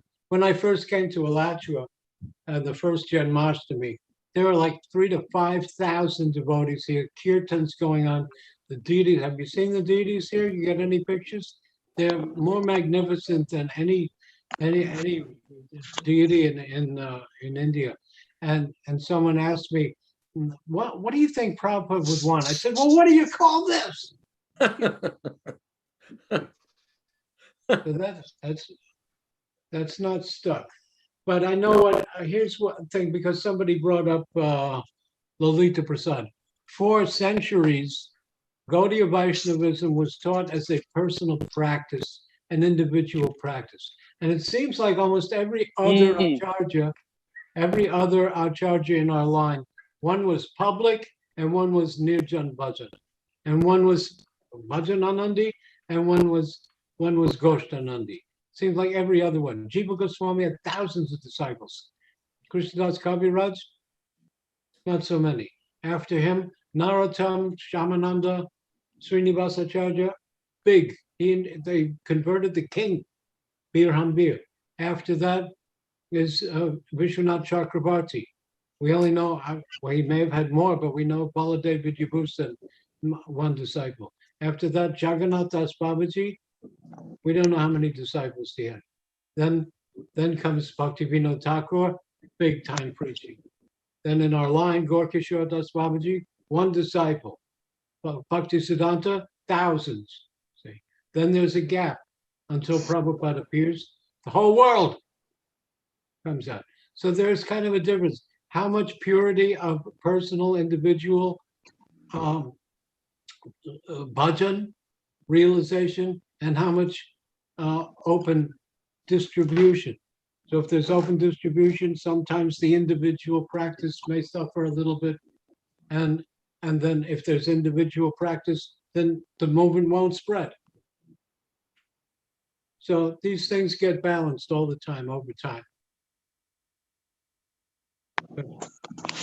Acyutananda Prabhu, you mentioned Nirjana Bhajan. Yeah. Prabhupada was on the Jaladuta and he wrote this poem. And in the poem that he wrote, he said, the Nirjana Bhajanis are simply eating the mind's bananas. I thought that was pretty funny. You can't imagine your spiritual body dancing. Oh, I'm thinking I'm dancing with Krishna, or I'm doing this for Krishna, unless you're a liberated soul. There was Nrsimha Brahmachari, and in his mind he said, "Oh, Lord Chaitanya is going in the forest. I will imagine a golden road for him," and that appeared. And when Lord Chaitanya came to what is that? Nathvadi. Not Nathdwara, but one town, Nrsimha Brahmachari's dream stopped, because that's where Lord Chaitanya stopped. Now that's on the transcendental platform, beyond any dimensions of time and space. So if you can do that, you can be Nirjan Brahmachari. What was the name of that town? Nathmandi, it's something named after it. It's What state was it in? Acyutananda Prabhu? I don't know. But look up Nrsimha Brahmachari. And his, I think there's a painting of that also in Charitamrita. Someone has a hand up there. I don't know if it's.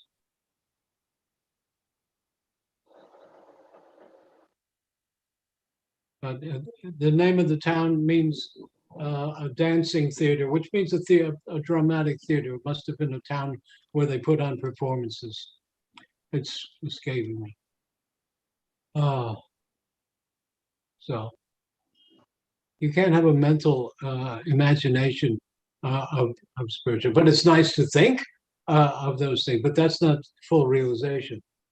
Yeah, the natural Siddha Pranali, the Sahajiyas like to give out. That was a process. That was a genuine process that the guru can tell what your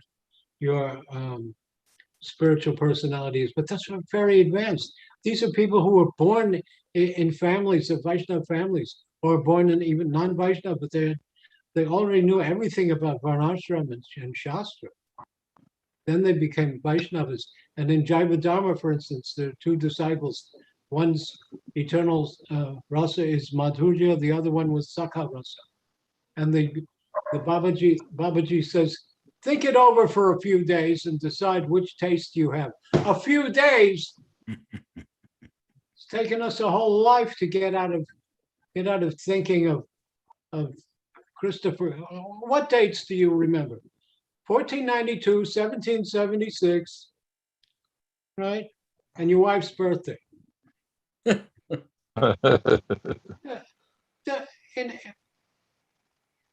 have no business. That's one thing I realized, and everybody can realize when they go to foreign countries, they don't give a darn about I Love Lucy or all these things that we think are so great. I even just found out, how did they teach the American Revolution in England?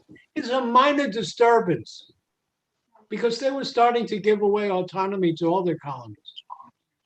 But for us, George Washington, big statues and paintings, and it's an important thing for our side. It is. But from the other side, all right, let them go. Lozum gang. Vishten lozum gang. Vishten la bubilishka. Boychi. Lozum gang is Hebrew for let them go. I have a question. Wow.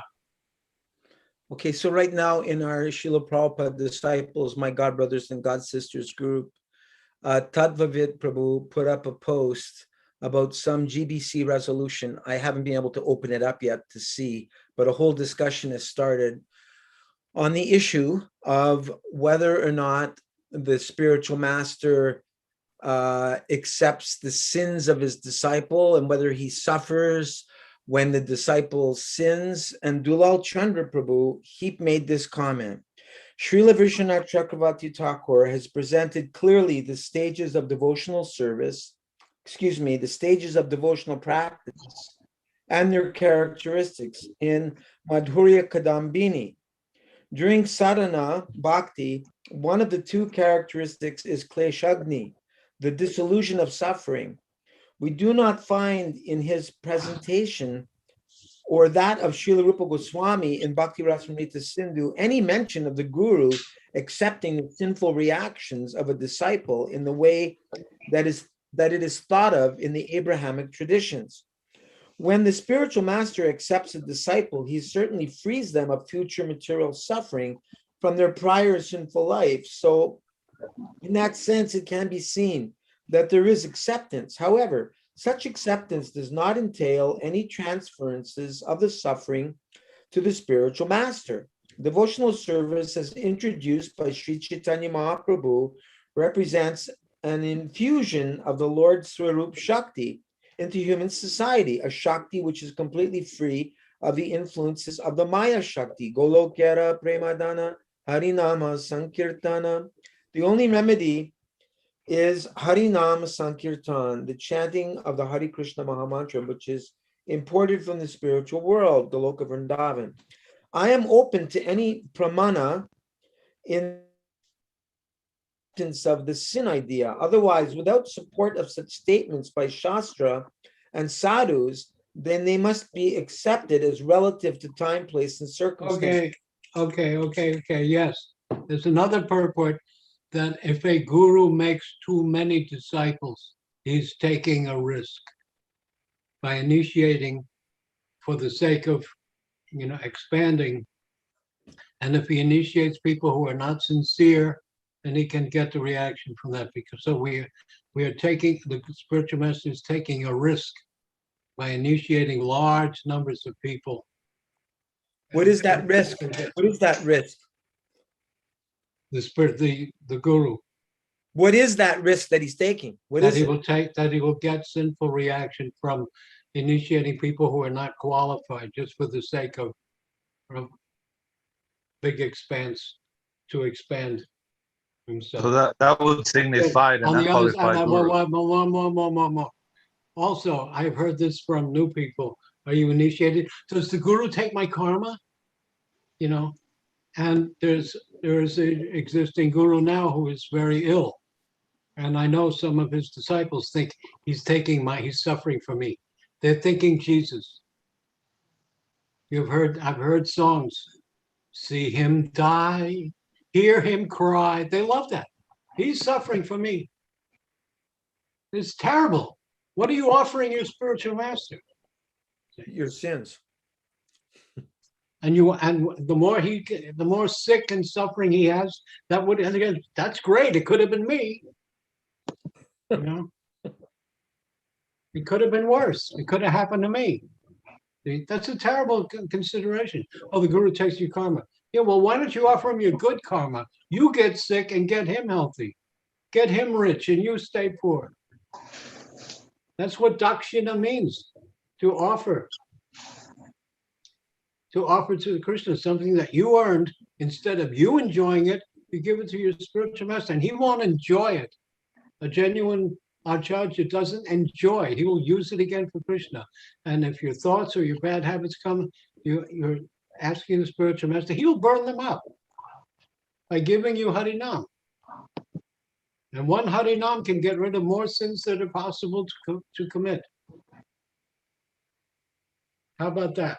Now, I forget where I just read it the other day, and of course, I forgot, but it was taking that risk of making too many disciples. It's from Manashiksha or Upadeshamrita. We should not read too many books and not make too many disciples, or you're taking a risk. He continues, he's almost finished here. He says, such provisional preaching is employed throughout the history of our and other Vaishnava sampradayas. Such statements must be reconciled, and even in light of other significant tattvas, such as it is offensive to consider that one spiritual master has a material body.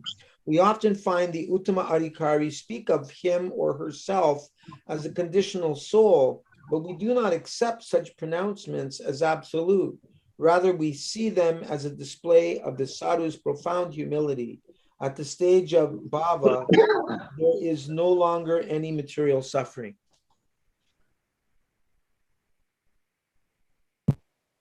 Prabhu once told me, he says, when I hear that money is being misspent, it gives me bad dreams. I feel even heart palpitation. When I hear my guru is suffering. When I hear that money is being misused. Oh.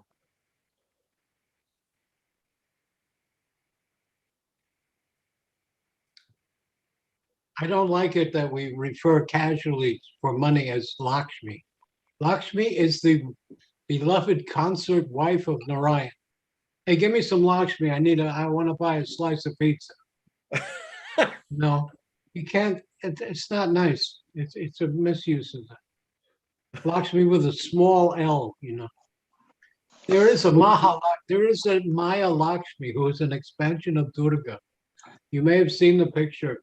She has two white elephants behind her. She's alone. There's no Narayan there. And the two white elephants spewing out milk, and from her hand comes jewels and gold coins in the giving mode. This is the mudra, like that. That's a material Lakshmi. That's not Lakshmi from Vaikuntha. Even if you were to say Lakshmi, it seems like it would be better in reference to gold as opposed to this paper stuff. Yes. In Vaikuntha, everything is expanding. This paper money is a certificate of ever decreasing value. Dulal Chandra Prabhu goes on a little bit. Sorry. Yeah, Sorry. that He says it is helpful to our understanding of the compassionate nature of Krishna and his bona fide representative in relieving one from material suffering to be mindful of the profound distinction between the Maya Shakti and the Surup Shakti. The Lord and the pure devotee are not under the influence of the modes of material nature. Rather, their actions are conducted on the transcendental platform under the protection of the Lord's internal spiritual energy. Therefore, the spiritual master, who is completely imbued with the Surup Shakti, pure and unalloyed, cannot be affected by karmic reactions that transpire on the material platform. Note, Srila Prabhupada mentions that there can be some reaction for one who is not, quote unquote, very powerful spiritually. Caitanya Charitamrita, Madhya 22:18. Then he ends that when great acharyas like Srila Prabhupada is quoted above in the purports, speak of taking the reaction. Hey, there's an echo going on. Somebody has joined. Someone's talking. When they speak of taking the reactions of disciples' spiritual life, such statements must be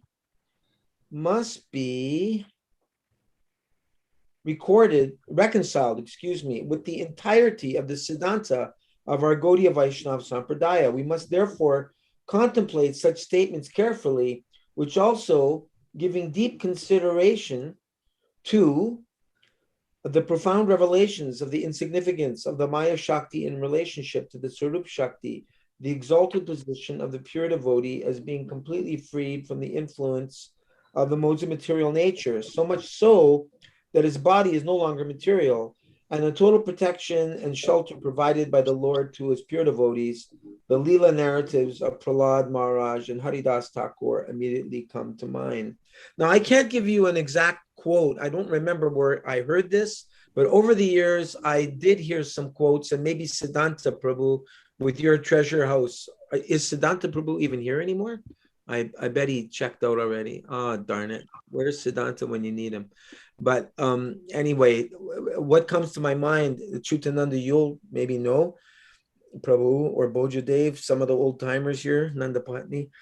Prabhupada saying that my leaders are not following the principles, and therefore I'm sick or I'm suffering because of my disciples are breaking the principles. Yeah. So that sounds like the Abrahamic mentality of, according to what Dulal Chandra Prabhu is describing here. This is allegedly not supported by Jiva Goswami, because Dulal Chandra is studying the Sandarbhas right now, and he's trying to reconcile everything on the basis of Jiva Goswami. And I mean, I seem to remember Prabhupada saying at times that he was suffering because he accepted too many disciples, or that they were breaking the principles. So there seems to be still, that does not seem to be reconciled. Could you say a little more? No. Okay. I don't know if this has any.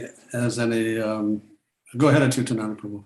No, I'm not going to get in between that. Okay. Bojadev Prabhu. Well, I should take Acyutananda Prabhu's lead and maybe not say much either, but I know there is some reference also in how it can be reconciled one way or another. There's a story about for one who doesn't follow, if you don't follow Ekadasi, that it becomes a burden in some way for your spiritual master. I never heard that. It's a burden for you, though. That's for sure. If you break Ekadasi, your guru is not going to suffer. But if you take initiation he gives Diksha, and some of the disciples go wrong, or they're even praying. Oh, like I gave well, that doesn't work there either. But I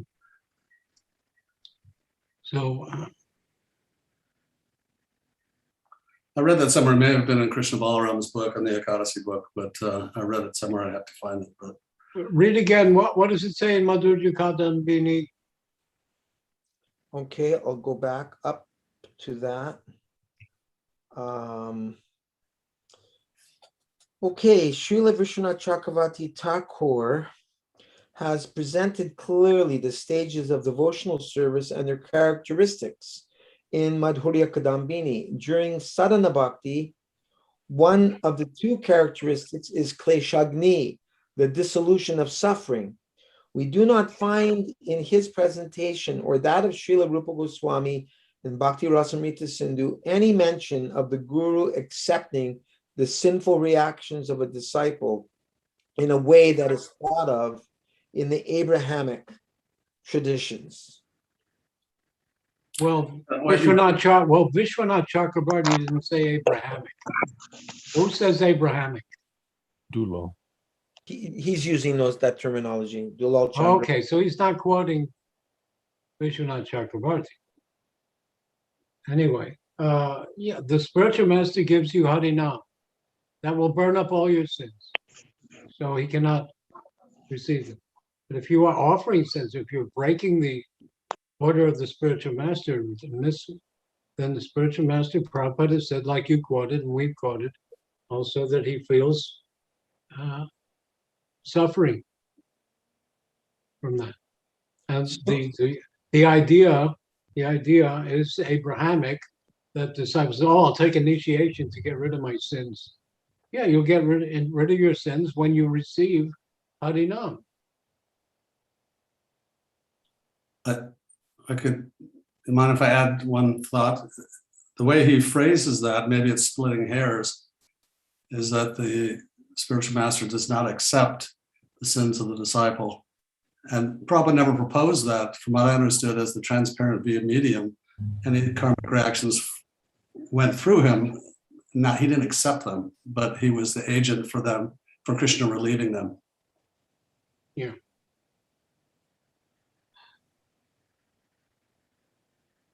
So is it improper to think that before Prabhupada departed, his health was not in the best of shape? That's external. Okay. Uh-huh. That's Leela. Okay. Just like I don't know if you can hear me. We say when the iron rod is in the fire, it acts like iron. We know it's iron. Or copper wire is copper. When it's plugged in, it acts like electricity. We know there's copper in there, but don't touch it.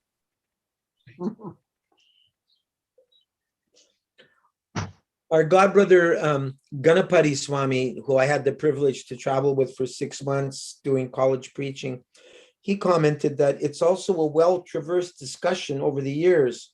Seems to me to be another one of those issues where we have apparently clear statements of our past acharyas on one side versus several opposing statements made by Srila Prabhupada on the other. They certainly appear to be examples of provisional preaching.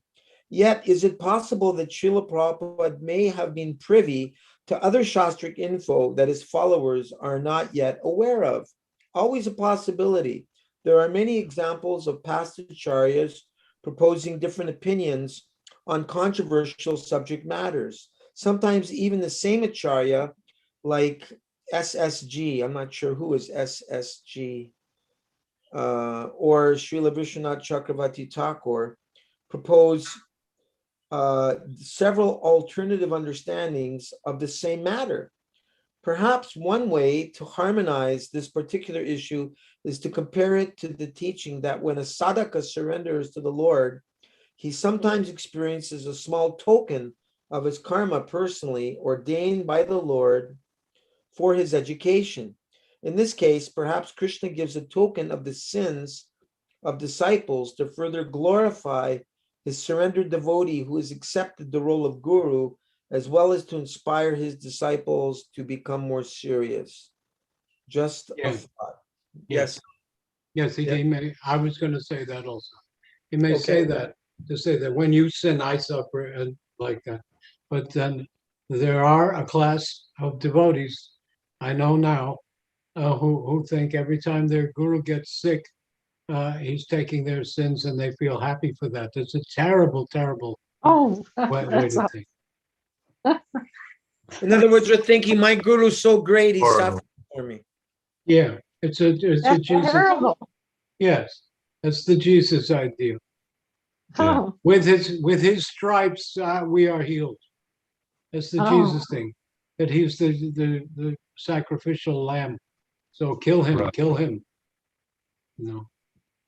You were saying about the blood, or probably you were saying about blood coming all the way from the altar to the courtyard of the temple.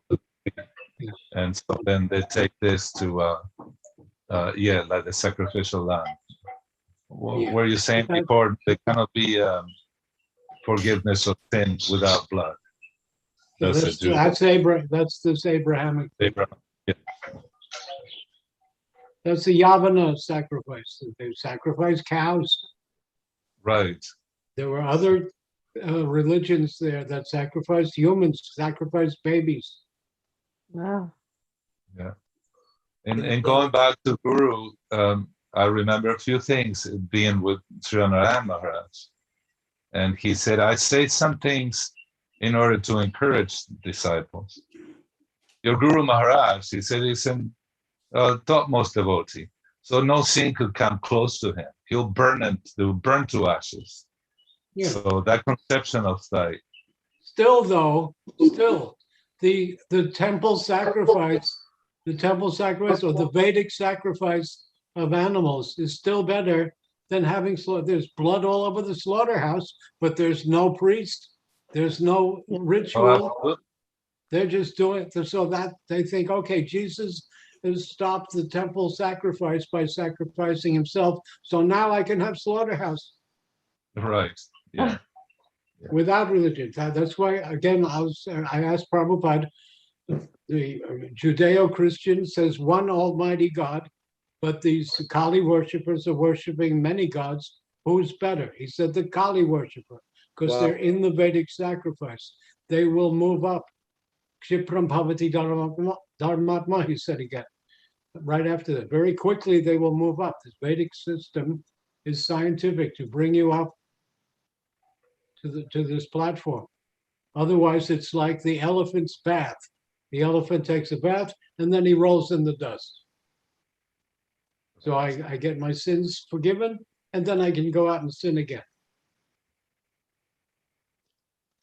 Nitya Leela has a closing question here. She would like to know what your thoughts are on the role of ISKCON in partnering with government to transform societies. Can you shed some light on that? I don't know what partnering we've done with the government.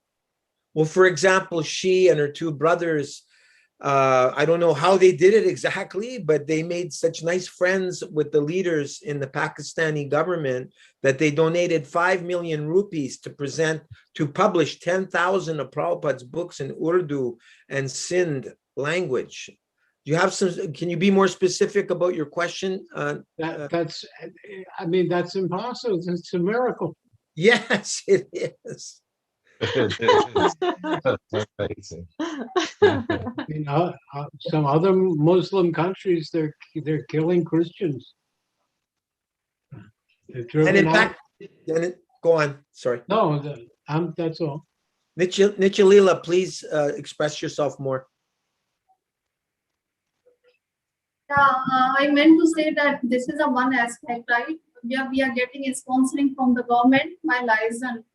But what other means we can tap out? That's my question is. You're asking what are some of the other ways in which we could engage government authorities in helping to push on our mission?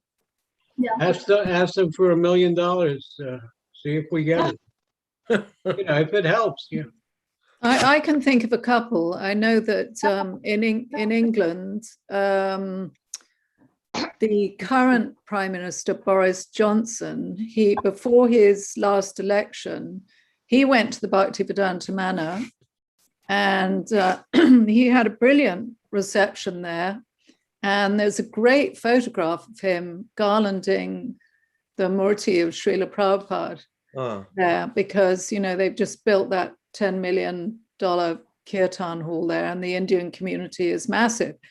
Prior to that, the former Conservative Prime Minister David Cameron went there. So, okay, to be cynical, people could argue that, oh yeah, they're just after the votes. But actually, there is footage of that on YouTube. You can see it. So it is pretty incredible. And then recently, Vishaka wrote a letter to the Queen admiring her sense of duty. And she actually got a letter back from the Queen's press secretary, thanking her for her observation, as it was. So, I think those are interesting inroads, actually, and shows you just how far ISKCON in London has got in terms of garnering that kind of level of respect, if you will. Nice. Anyway, that's just an observation. May I say something? Yes, please. Okay, in 1971, I moved into the Atlanta Temple, and my cousin was the mayor of Atlanta. And at that time, the devotees were being thrown in jail for Harinam Sankirtan and book distribution with anywhere they went. It was just a common thing. You go out, try to do Sankirtan, you go to jail. Wow. So I consulted with my grandmother, who was actually dying of cancer at the time. So the temple would send me over to take her prasadam and read Krishna book to her. And I told her the problem. So she arranged for me to meet with my cousin, and she gave me a silver tray to take Mahaprasadam on to give him to keep.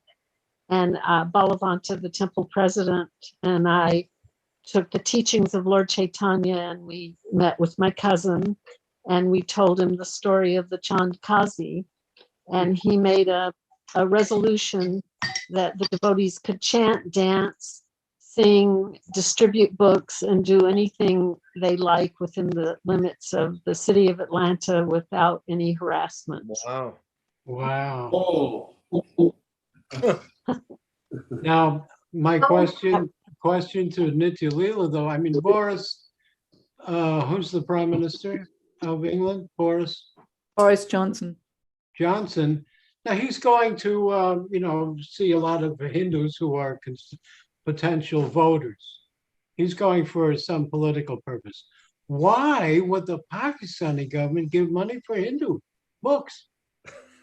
Yeah, good question. I couldn't hear that. It was breaking up on my end. Yeah. So I'm asking Nitya Leela, Didi. My connection's not very good. Actually, what I perceive is like since many years, it has been bad naming and faming regarding Pakistan in terms of taking care of minorities. So this sort of action would be brushing off their image in front of global entities. This could be one reason. And mindset has been evolved since many years now. The situation is not like previous leadership was. The present leadership is more accommodating. Amazing. And it's also change of leadership. Yeah. Amazing. Yeah, it is. One more miracle, according to Satyanarayan Prabhu, is that the Chinese government actually studied one of the translators for the Srimad Bhagavatam, and they actually published Prabhupada's Bhagavatam, the central government, Chinese Communist Party. Wow. When we went to Dartmouth, there was a conference called the Vedic Influence in the West, headed by Balaram Singh, Professor Balaram Singh. So he brought all the heads of Sanskrit departments around the world. China had a representative. He brought his family and proceeded to tell us, Vrindavan and I, Vrindavan about Trini-san, the eldest. He's an Vedic historian. He said, actually, China has preserved the Vedic ruins, not ruins, actually temples, very well preserved, including Shastra. He said at that time, that was 2000, year 2000, the biggest hero for the youth of the day was Hanuman, in China. Wow. You may have heard recently also in Saudi Arabia, there's a young prince that's taken control, and he's also completely opened up to the the reading of Bhagavad Gita and other Vedic scriptures in Saudi Arabia, which before was completely out of the question. Amazing. We have one godbrother from Hungary. I can't remember. I don't remember his first name as our godbrother, but he took a sannyas and he became Bhakti Dayal Swami, and then he went to Srila Sridhar Maharaj and he became Narayan Swami. But he got the Hungarian government to publish Adi Raja's cookbook, the Hare Krishna vegetarian cookbook. The Hungarian government paid for that. So that's another suggestion, Nichalila. Maybe you could get they might, I mean, they printed Bhagavad Gita. That's more important than a cookbook. Yeah. One more quick story is kind of related.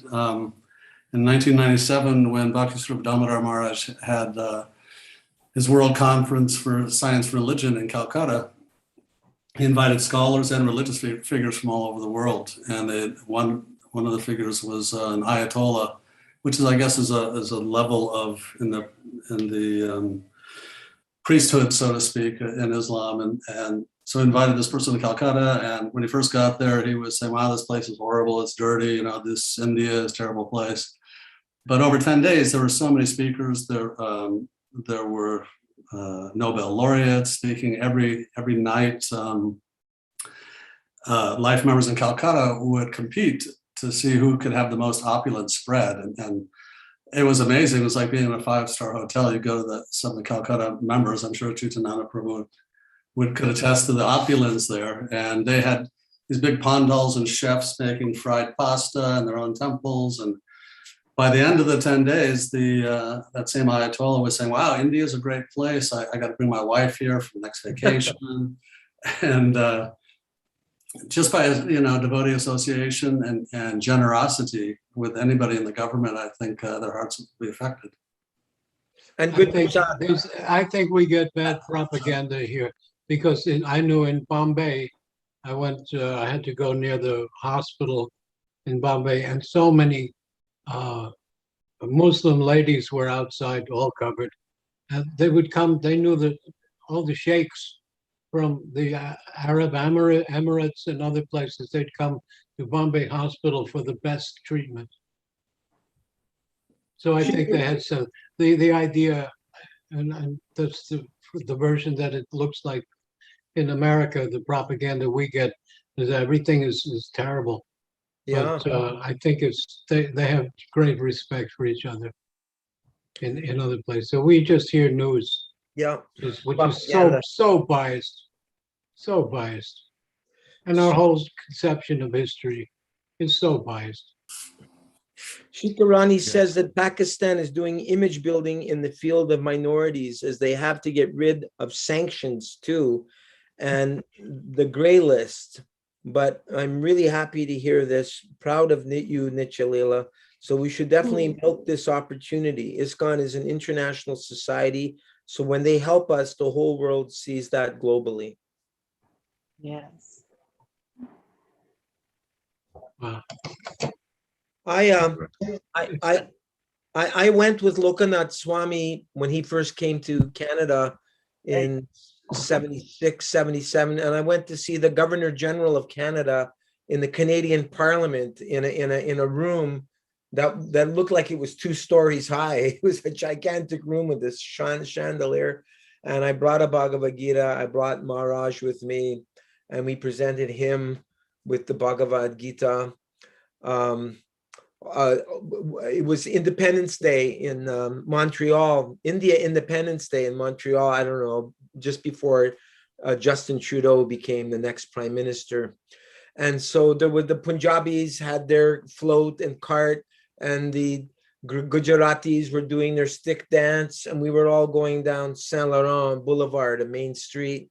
And then there were the Hare Krishna devotees, and the ladies were all in the beautiful saris, and the men were playing mridangas. And up beside me comes a silver, light pinkish color, vintage Mercedes-Benz convertible from the 60s.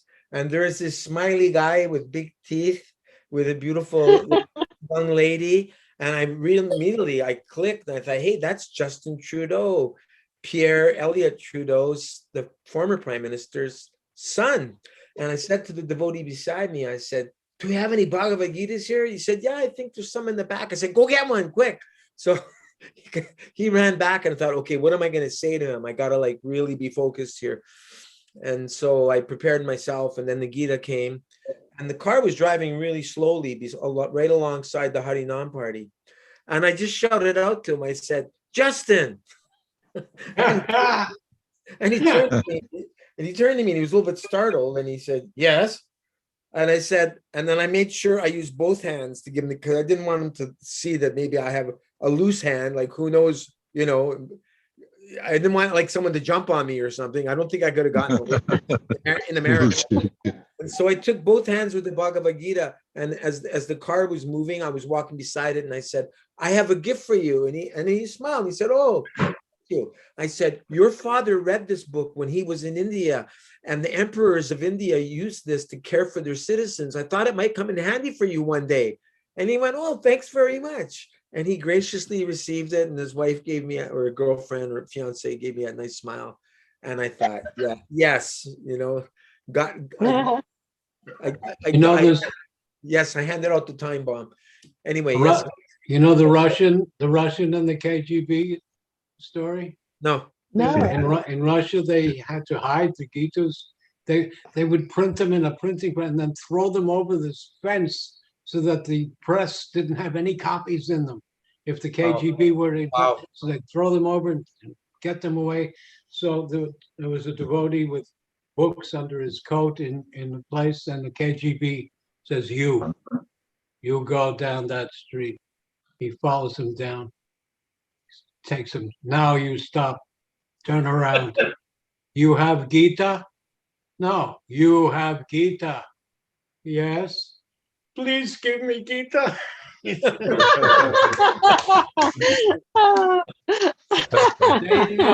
knew that this Gita had the knowledge of the highest kind. Yeah. Harikesh Prabhu was hiding. Harikesh was hiding it in clothing, in the panels of the van. He would hide the Labangalatik. Oh, yeah. Labangalatik used to go, for some reason, she'd fly through Moscow, and she had an arrangement with someone that worked at the airport, and she would leave books in the garbage can. She would connect flights.